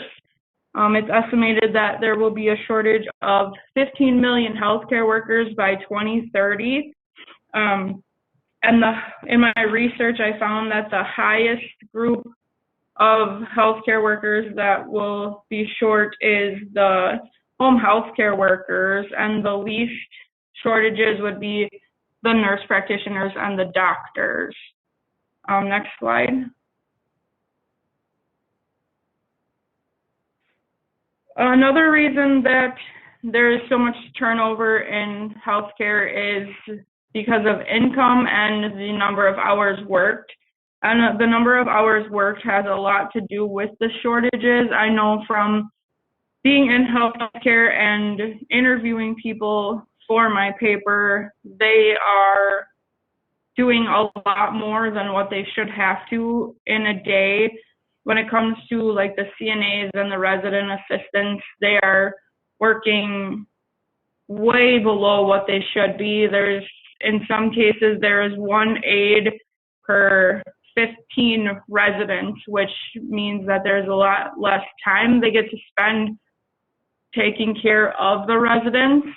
And like in housekeeping, because they are also short too, which has a lot to do with their pay, because a lot of the housekeepers and the dietary aides and the laundry people, they make less than what you can start out at Walmart or McDonald's. So that causes a lot of their turnover. And they have to, I know in the case at my job, we have one housekeeper to do 2.5 floors, and that is making beds, changing sheets, vacuuming, cleaning bathrooms, and then after meals, they have to do all the sanitation and the mopping of the areas that the residents have been in, and it's just become so much more work since COVID-19 because they have to follow more guidelines. And then with the shortages, they're constantly asking people to work overtime, work on their days off, come in just to help out for a few hours so that they have bodies in order to, I don't want to say be successful, but in a way be successful with their day to make sure things are taken care of, even if it means that they are not being taken care of correctly. Next slide.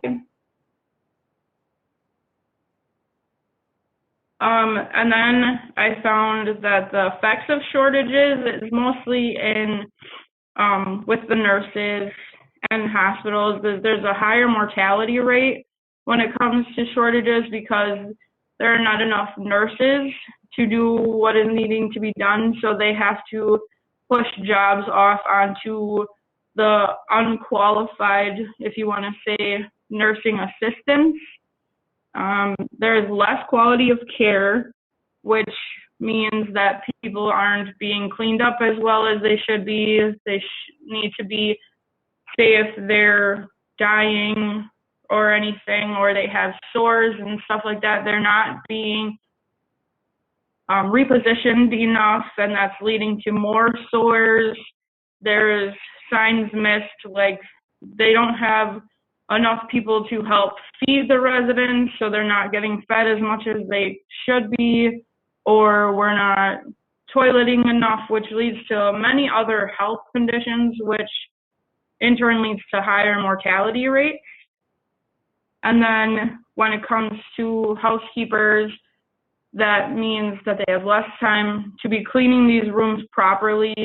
Areas might get missed, which if any of the residents or patients were to have any illnesses, these rooms could potentially be transferring, or the bacteria is expanding, so they're not being cleaned enough to keep people healthy. Next slide. And then just in conclusion, they need to find ways to up the pay or find ways to keep their staffing, because 15 million healthcare workers is a huge amount of people to be lost or not have when it comes to the number of people who need healthcare. And we need to just be better in being able to give these people the proper amount of time and care that they deserve, because they do pay to be where they are. So if they're paying for it, they deserve to have a good quality of care. And just in the long run, it will help not only keep these people alive, but changes will bring in more workers, better quality of care. It'll just change a lot of things if we could fix our problems in all the areas with cleanliness, pay, and everything. And that's what I have.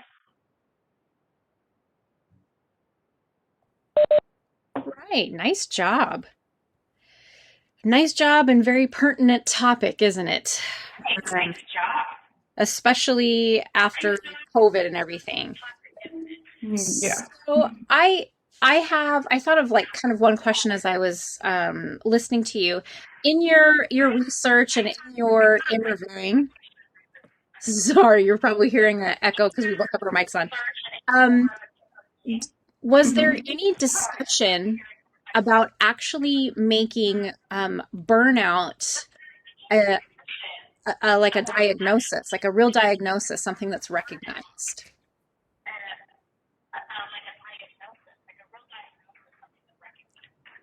Yeah, there were a few articles I read that I know even at my job we do offer extra health, like even if we don't have their health insurance, we do have like what they call Advocate Aurora and things like that, where we can talk to counselors to help deal with all of the stresses with, especially with COVID-19 going on. They're working on making burnout more of a diagnosis for those healthcare workers because they are seeing so much more of it since I want to say it was the 30s that I found that it started, and it's just been getting worse and worse because they are constantly changing. It's especially with COVID, every day was a different what is the word? I can't think of it. Every day they had different like rules and changes just to how we deal with everything with gowns, masks, cleaning, and it's just become so much more stress. And like I said, with the shortage of workers, it's just becoming even more difficult on people, and it affects like home lives. So yeah, they are putting into place different ways for these people to get help. And some places just the workplace will cover like the counseling and stuff for things like that. Cool. Very good to know. Well, excellent job. Very good research done there. And as I said, super important topic right now. Okay, we have three classmates left here, so we're almost done, okay? So thank you, Alexia. It looks like our next person is Bailey. So Bailey, I am going to get your presentation up here. Okay, there it is. Let me get rid of my face. I'll put it into full screen and then you can take it away. Let's see here, Bailey. Looks like Alexia needs to evaluate Bailey.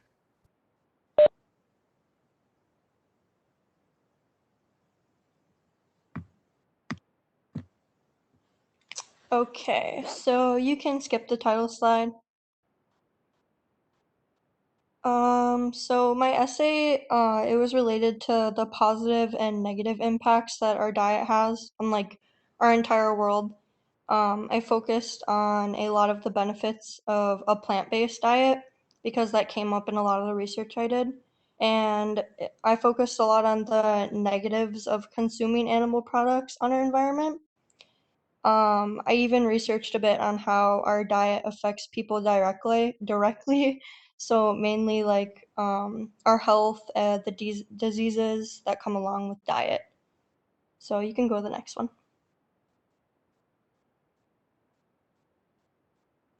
So these were the main points of my paper. I focused on how a plant-based diet fights climate change, how animal agriculture accelerates mass extinction, starvation, obesity, malnutrition, and of course climate change. Widespread adoption of a plant-based diet would help people, the environment, and our healthcare crisis. Climate change is depleting our water, while animal-based diets waste trillions of gallons of water annually. Climate change leads to rising sea levels. So those were just like kind of my main topic points of my paper. So you can go to the next slide. This was my thesis statement. We are told to take shorter showers, use water-saving shower heads, turn taps off, walk or cycle instead of drive, switch to clean energy, and turn appliances off on the wall when not in use.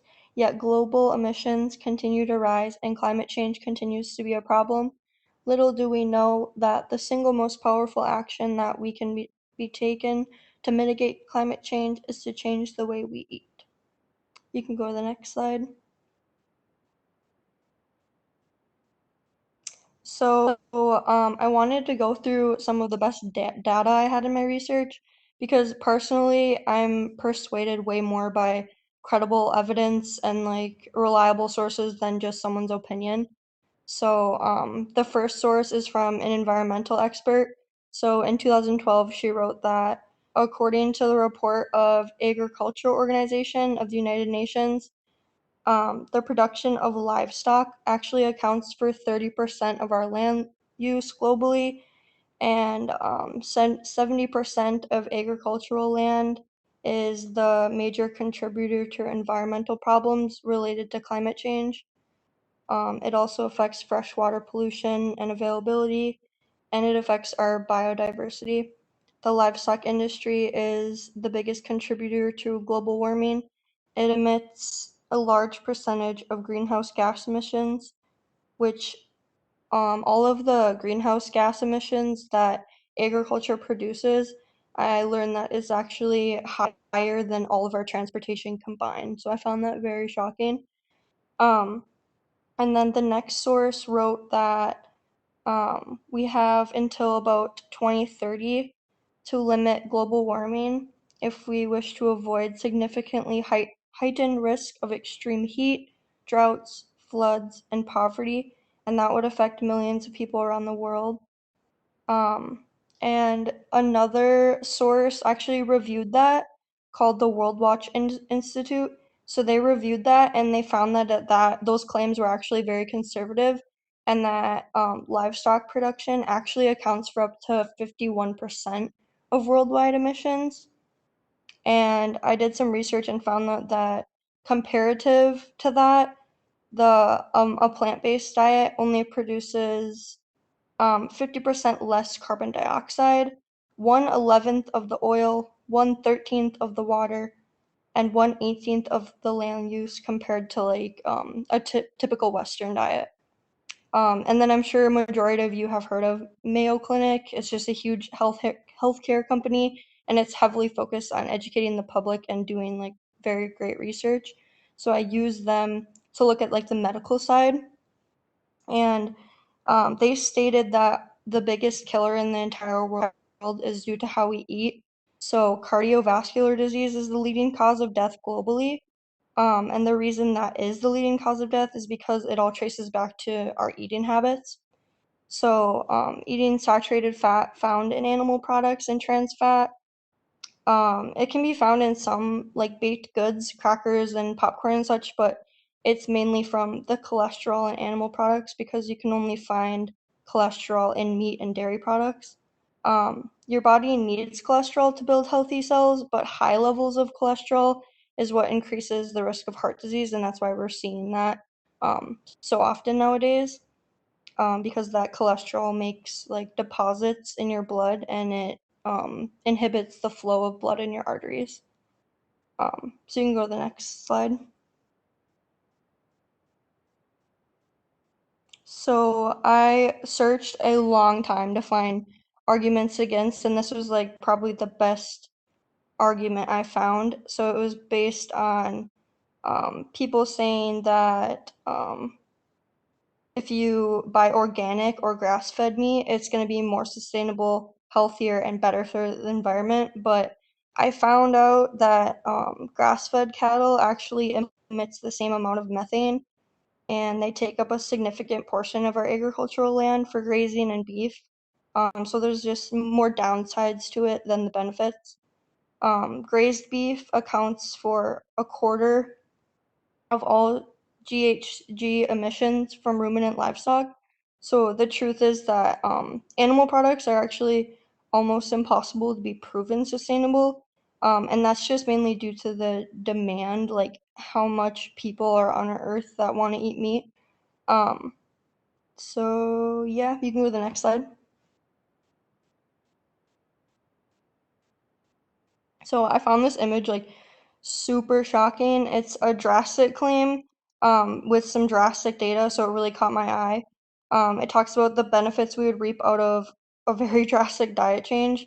And when it comes to the last fact about the healthcare costs, I was so shocked because I learned about the fact that the leading cause of death is traced back to our diet. So specifically the consumption of cholesterol in animal products. So eliminating that cholesterol would stop our top killers. So the top killers are like heart disease, cardiovascular diseases. So yeah, I just wanted to point out that that's where all the money would be saved in the healthcare system, and because it would be because switching to plant-based eliminates a lot of diseases. So you can go to the next slide.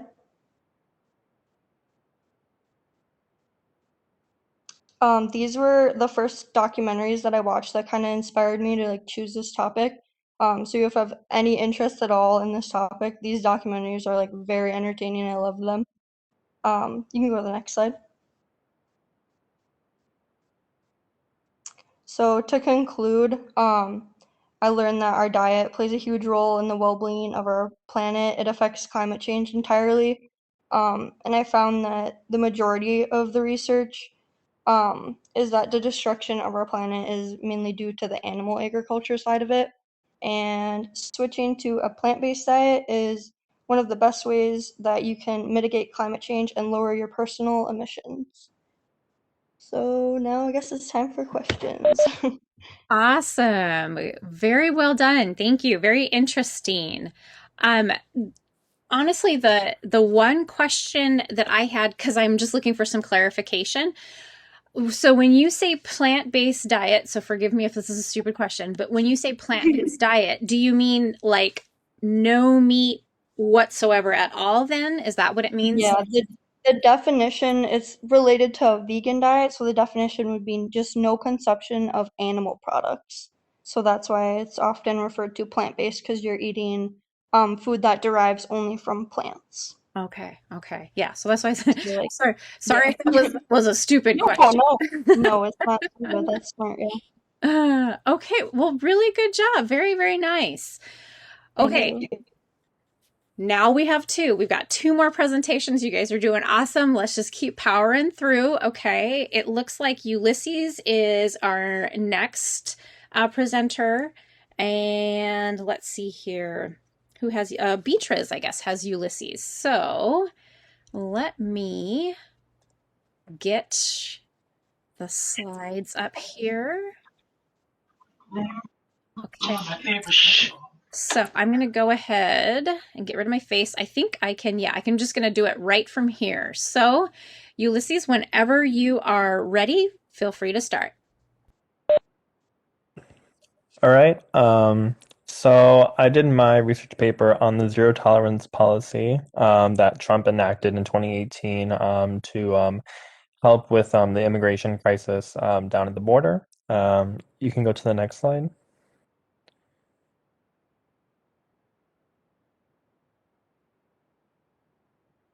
The first thing I wanted to show was some visual aid of what immigration looked like, I would say, a century and a half ago. These photos just represent the process of how European immigrants around the 1850s, they first came to America on boats. Typically, they would arrive in New York. And I believe the image on the bottom left shows uh, workers helping immigrants get residency and help them get everything settled so they understand the full system.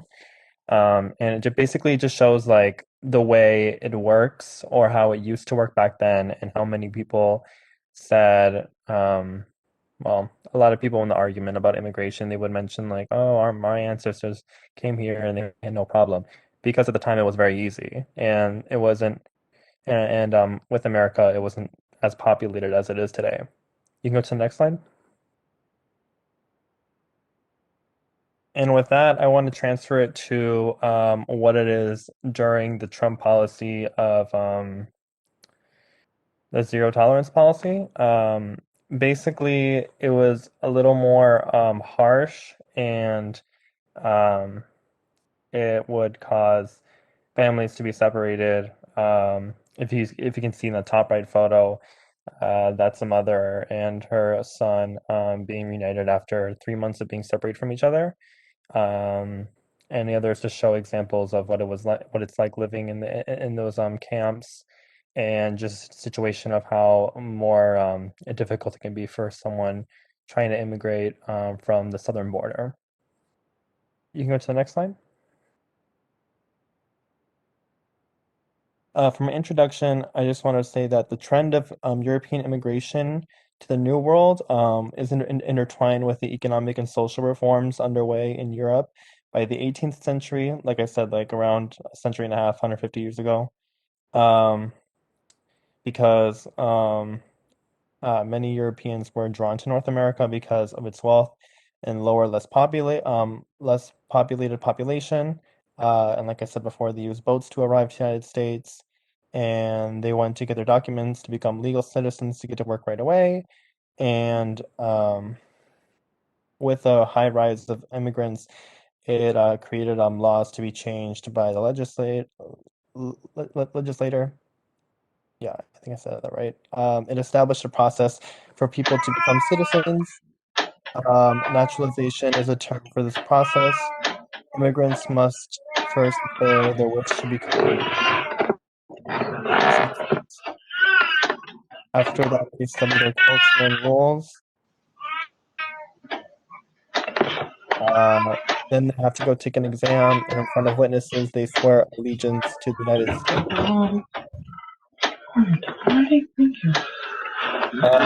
See, I think your mic is on.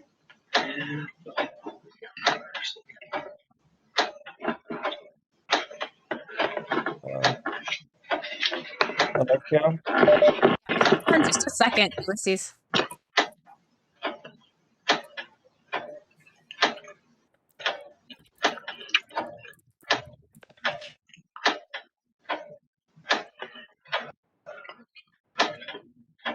Yeah, normally I can mute you guys, but not all the time.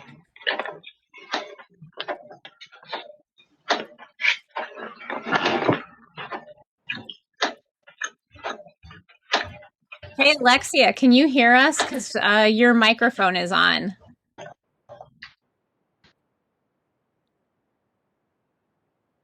Can you hear us, Alexia? Your microphone is on.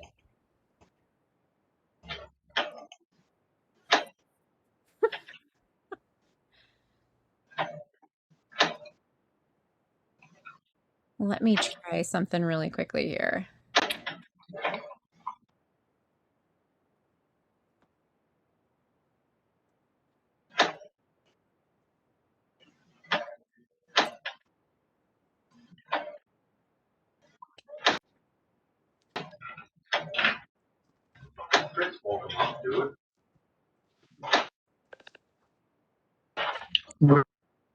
Really? Yeah, your microphone is on. Can you turn it off?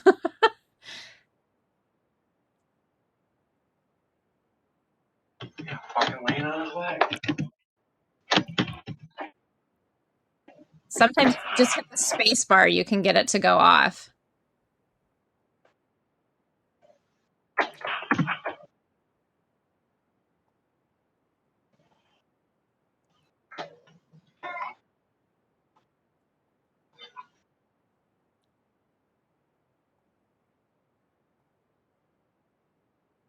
Okay, well, I don't know what to tell you, Ulysses. Let's see here.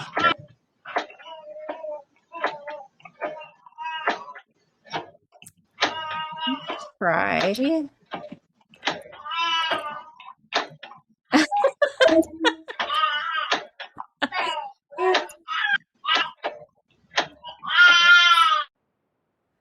Oh my goodness. I don't have any power on my end to let me try this really quickly.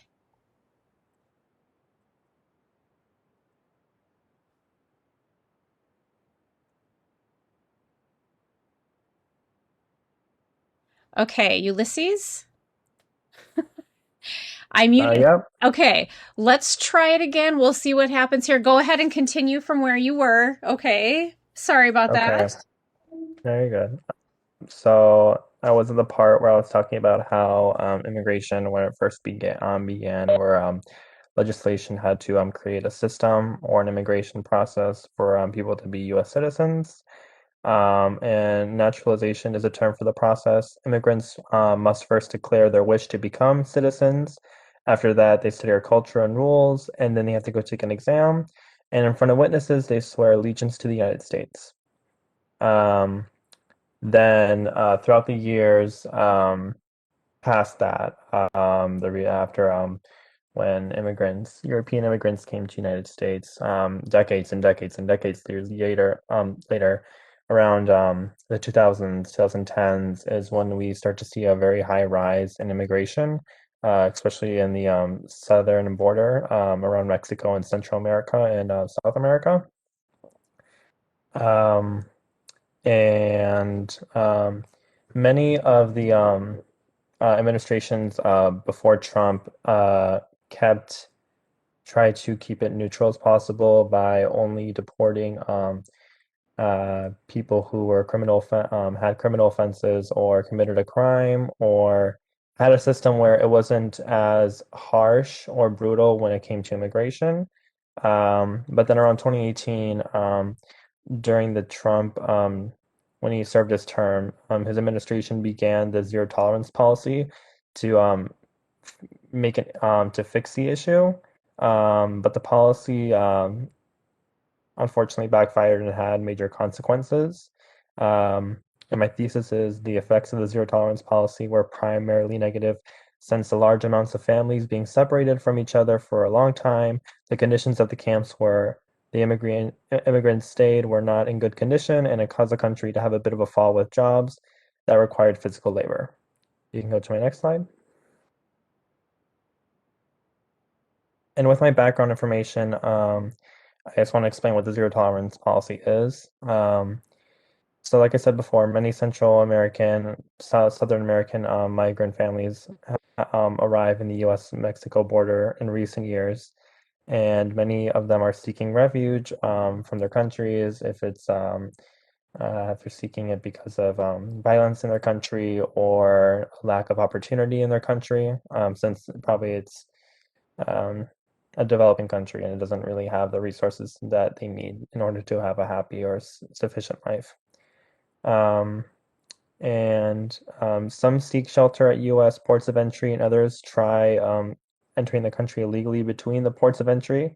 And on May 7th, 2018, Attorney General Jeff Sessions, he announced that the Department of Justice had adopted a zero tolerance policy against unauthorized border crossings to deter illegal migration into the United States. This policy planned to have a less confusing approach to reviewing asylum requests, which administration officials believe is often false.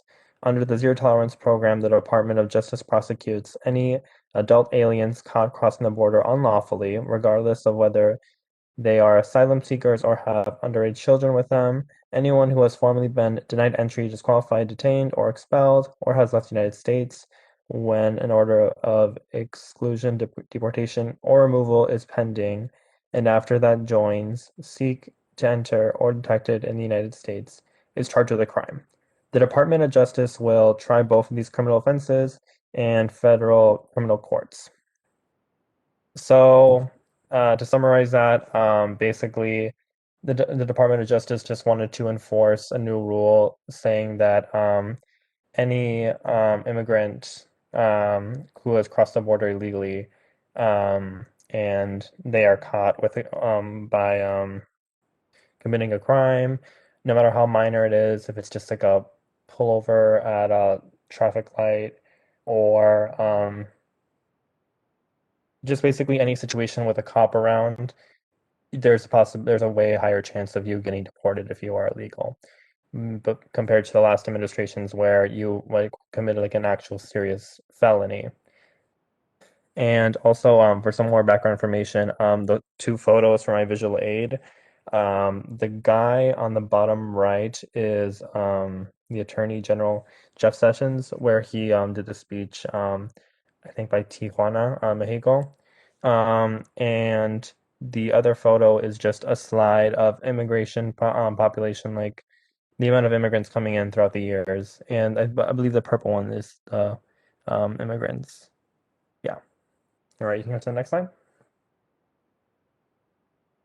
My first point is that just overall the quality or the treatment that the immigrants received during this time where the policy was enforced.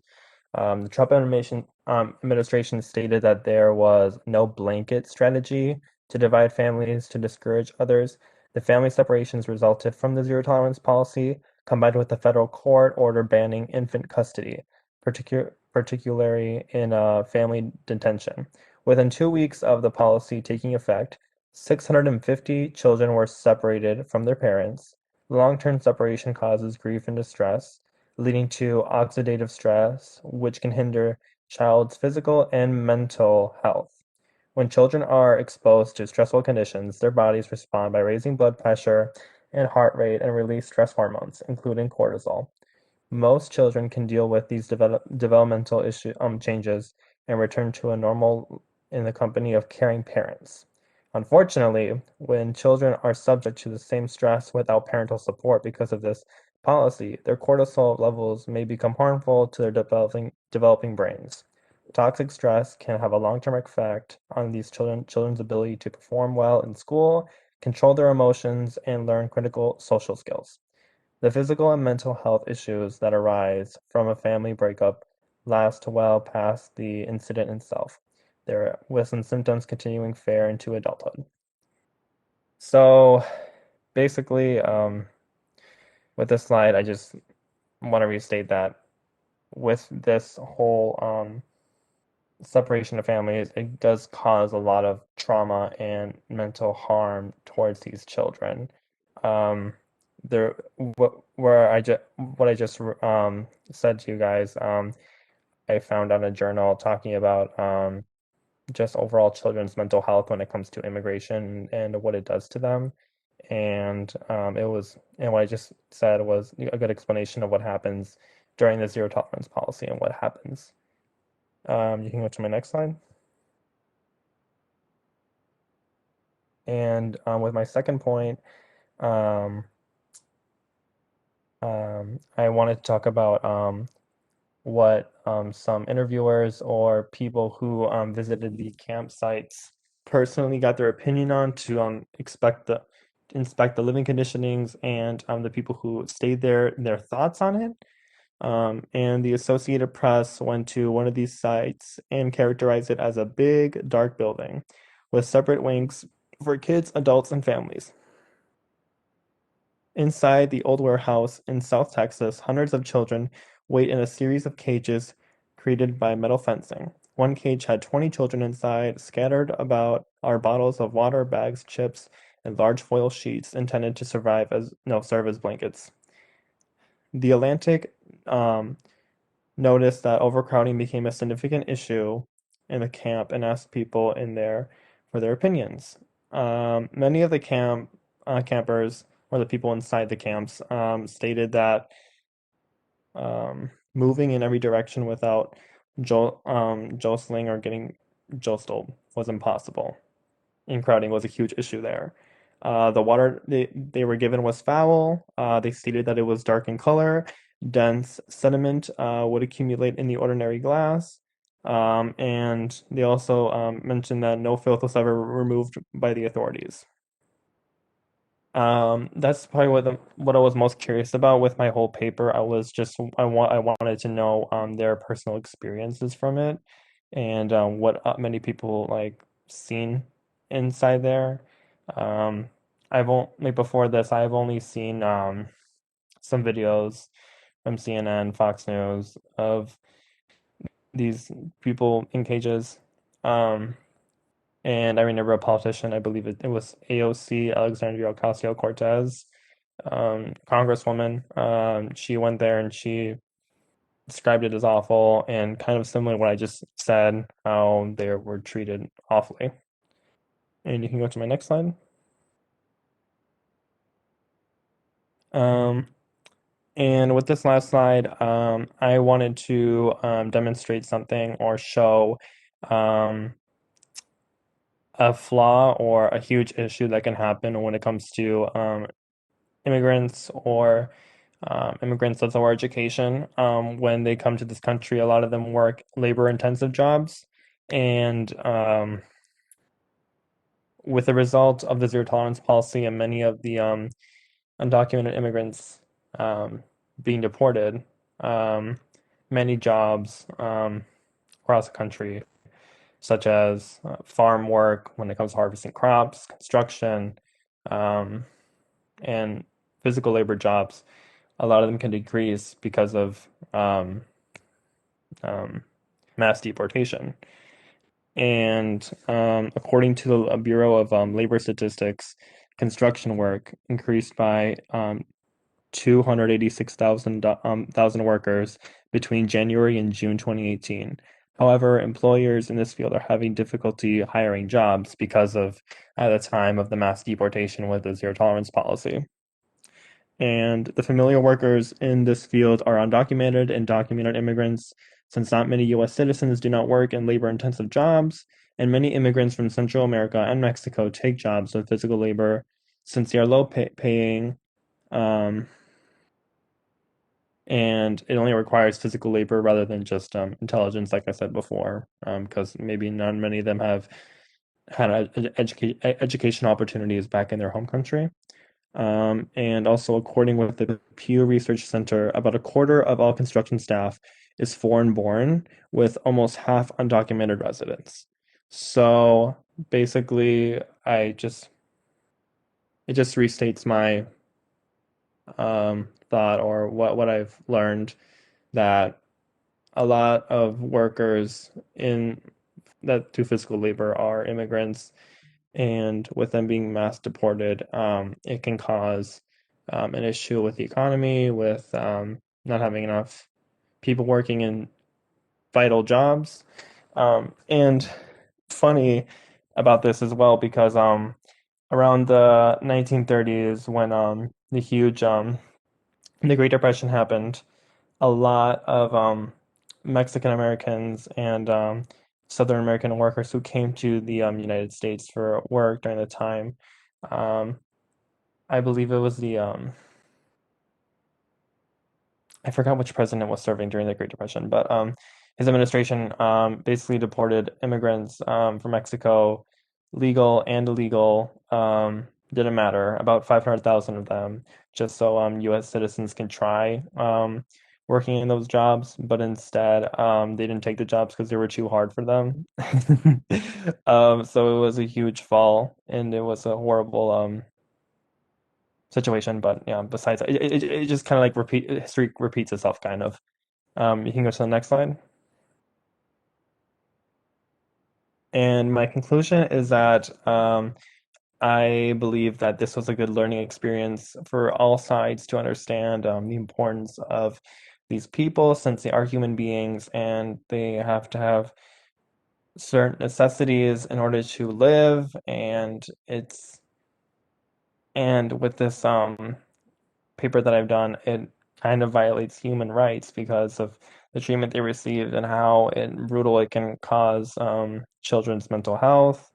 And overall, it just wasn't a healthy way for them to be dealt with. Because in past administrations, such as the Obama administration, most of the children were only separated at least minimum of 72 hours. Oh no, maximum 72 hours. And then they were reunited back. But with this administration, it would take families months and months for them to be back together.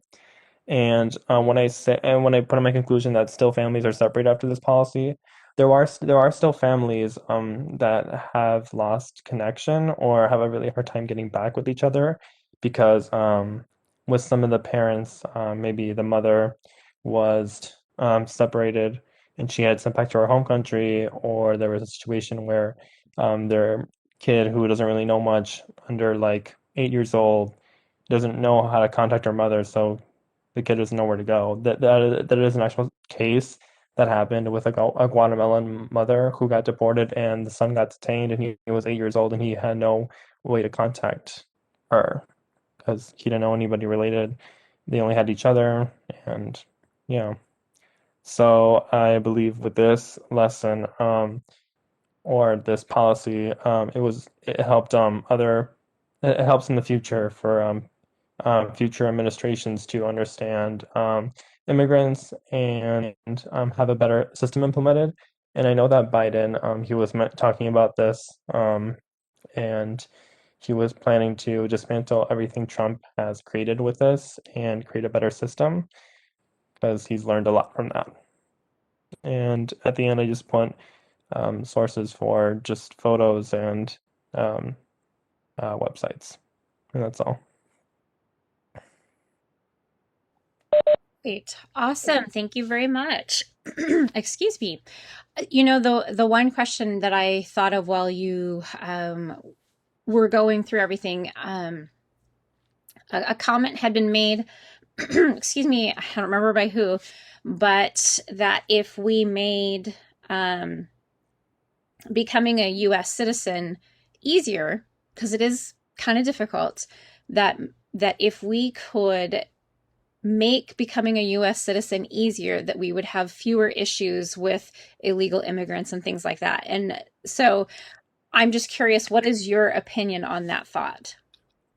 With my opinion, I just believe personally that if the US government gave more aid to countries who get a lot of or have their citizens leave to seek refuge in America, if there was more, if the government, sorry, I'm confusing everything up. If the US gave more aid to countries that have high crime rates or in South American countries that have a lot of issues, um, it'd be more effective if they just gave them aid and helped them create a better system and a better government in their countries so that the immigration rate can reduce down. That's probably the biggest thing, what I've noticed. And I and with the immigration process, I know that it can be really difficult and really long because if you're trying to get sponsored by your spouse or maybe a kid of yours that's born in the United States, it can take until they're 21. And not many, and if an illegal immigrant came to the United States, gave birth here, did all that, it would take them, yeah, 21 years for them just to get papers. And if they try doing it, if some people like to call the right way or the way to process your papers, with many of the countries in Central America and South America, it takes over 18, 20 years. And how many people have that much time to, wait and they need it done immediately? So, yeah, basically, if there was just more, if the government in the United States offered more aid and helped those countries build and have stronger governments, then I would feel like the immigration issue wouldn't be that bad. Okay. Very interesting. Thank you. All right, we have one presentation left, okay? And then I can give you your final details. It's taken a little bit longer than I anticipated, but that's okay. So let me get Ella's up here. I believe, Justin, you are supposed to evaluate Ella's. So I will get that going. So Ella, as soon as I get that full screen, feel free to take it away.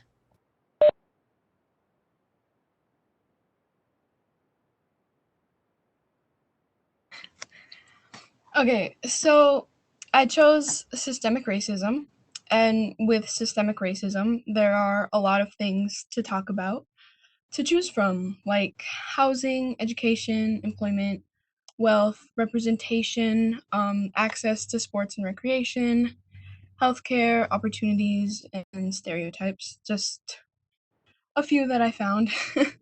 But I chose 3 of the ones that have impacted me and could impact me. So, next slide, please.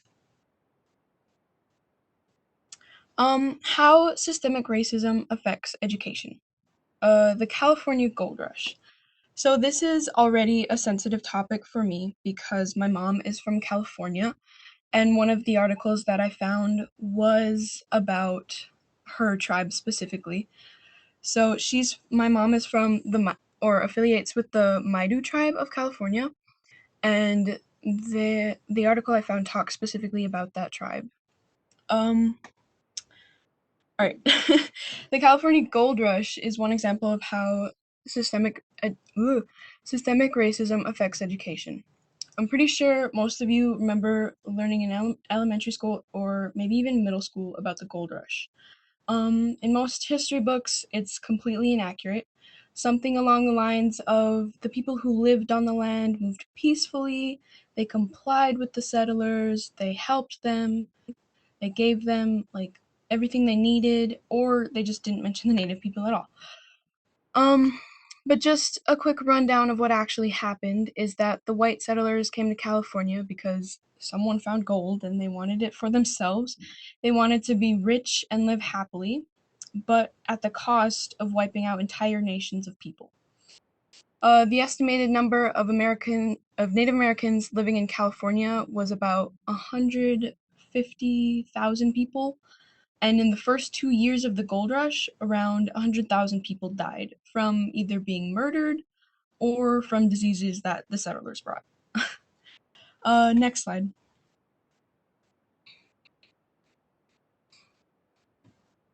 How systemic racism affects employment.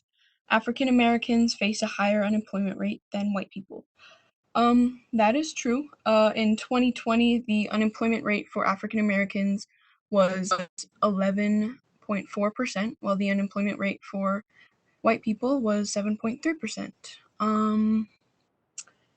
There is often discrimination in the workplace, lower pay, fewer job opportunities, poorer benefits, and greater job instability.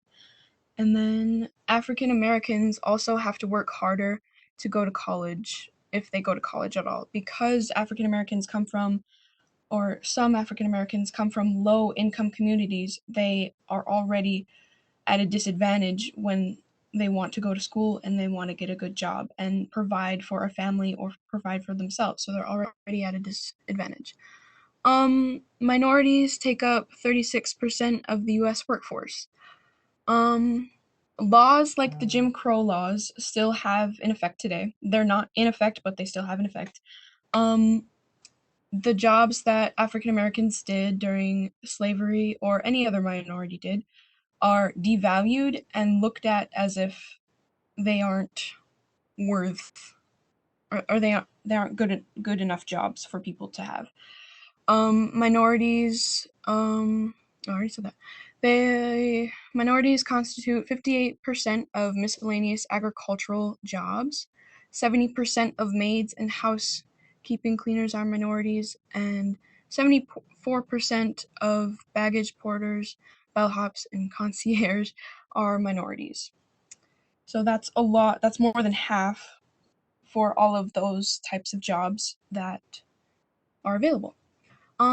African American women would have to work 7 months into 2017 to be paid the same as white men in 2016, while Latina women have had to work 10 months in 2017 to be paid the same as white men in 2016. Next slide. How systemic racism affects healthcare. Minorities have lower access to healthcare. Compared with white people, African Americans and other minorities have less access to medical care in the United States due to the higher rates of unemployment and low representation in good paying jobs. And that includes like health insurance as part of the benefits. And then African Americans have higher rates of morbidity and mortality than white people. Hispanic and American Indians also have elevated disease and death rates for multiple conditions. Black men are 70% more likely to die from strokes as compared to white men. And then this picture is a statistic of how many deaths. Oh wait, no. How the deaths of minorities throughout COVID-19 in August of 2020. So that's a big difference. Next slide. Conclusion. What is the cost of racism? So, what do we lose from being racist? Well, we lose knowing the truth. We don't know all of the history, only the pretty parts that make the United States look good. So they they spoon feed us lies about what happened, or they never mention it at all. So we never really question it. We're young when we learn this, so we just believe it. We lose the knowledge of the first Americans before this country was even America. We lose their culture, their achievements, and even the entire groups of people.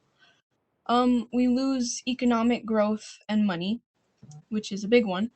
$13 trillion lost in potential business revenue from African American entrepreneurs.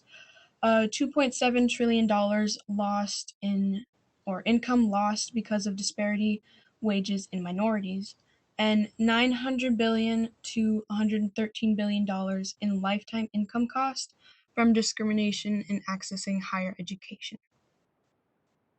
And then the next slide is my sources, but I didn't know how to cite that, so I just said my paper, and that's it. Okay, thank you very much. Very interesting. Again, a very hot topic. It's a one that's being discussed with great frequency as needed. Mm-hmm. I guess the question that kind of kept going around my brain as you were doing your presentation is, do you have a suggestion in the research that you looked at and everything? Do you have a suggestion on how we can decrease these incidences of systemic racism? Ooh, okay. I've thought about it, but I'm not 100% sure.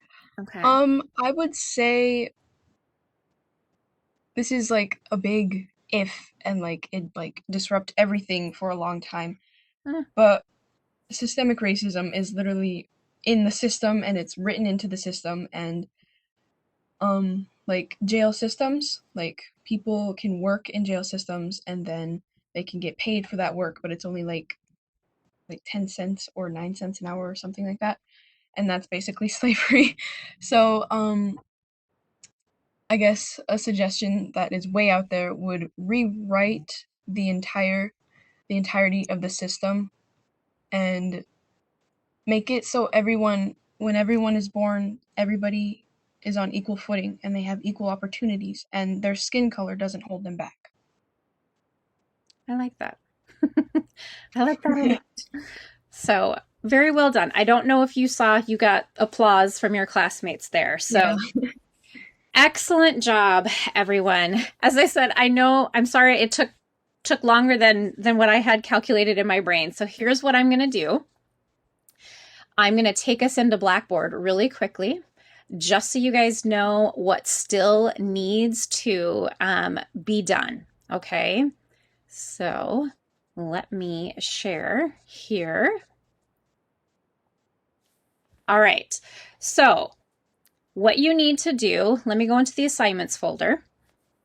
You need to, for your presentation, I don't know, I'm hoping you guys saw the link. You obviously saw the link to submit your visual. So I have by the end of class, but we don't have much time for the end of class. So I'm going to, I'm not going to panic if it's not turned in by noon today. So don't worry about that. You do need to upload your outline, your audience evaluation, so whoever you evaluated, whoever you were assigned, and then your self-evaluation. So those three things need to be submitted right here, okay? So that needs to be done and submitted. I'm going to go back into the assignments folder. There is this thing right here called the Employability Skills Rubric. This is just another type of self-evaluation that is strictly about your performance in this class, okay? It's actually quite easy. You'll need to download it. It's a Word document. And what it is it's looking at what we classify as the employability skills that we really look at here at NWTC. And what I want you guys to do is, again, thinking about your performance in class, I want you guys to grade yourself.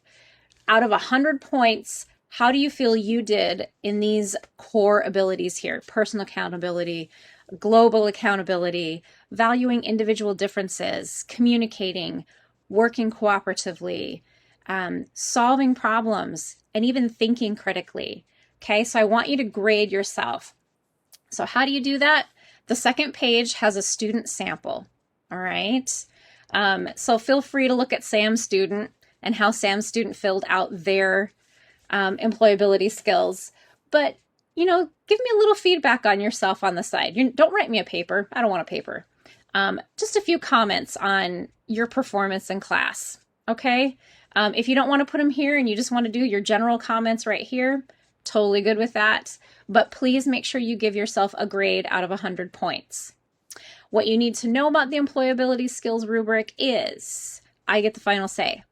So if you give yourself not enough points, then I'll bump those points up. If you give yourself maybe a lot of points, and like if it was a student that wasn't like ever in class, I might bring some of those points down.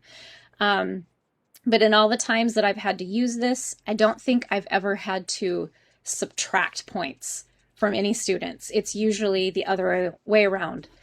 We tend to be pretty harsh on ourselves. So I want you to complete that, save it, and then submit it through the assignment link right here. Okay. I know quite a few of you have already finished submitting your persuasive research essay. That's due.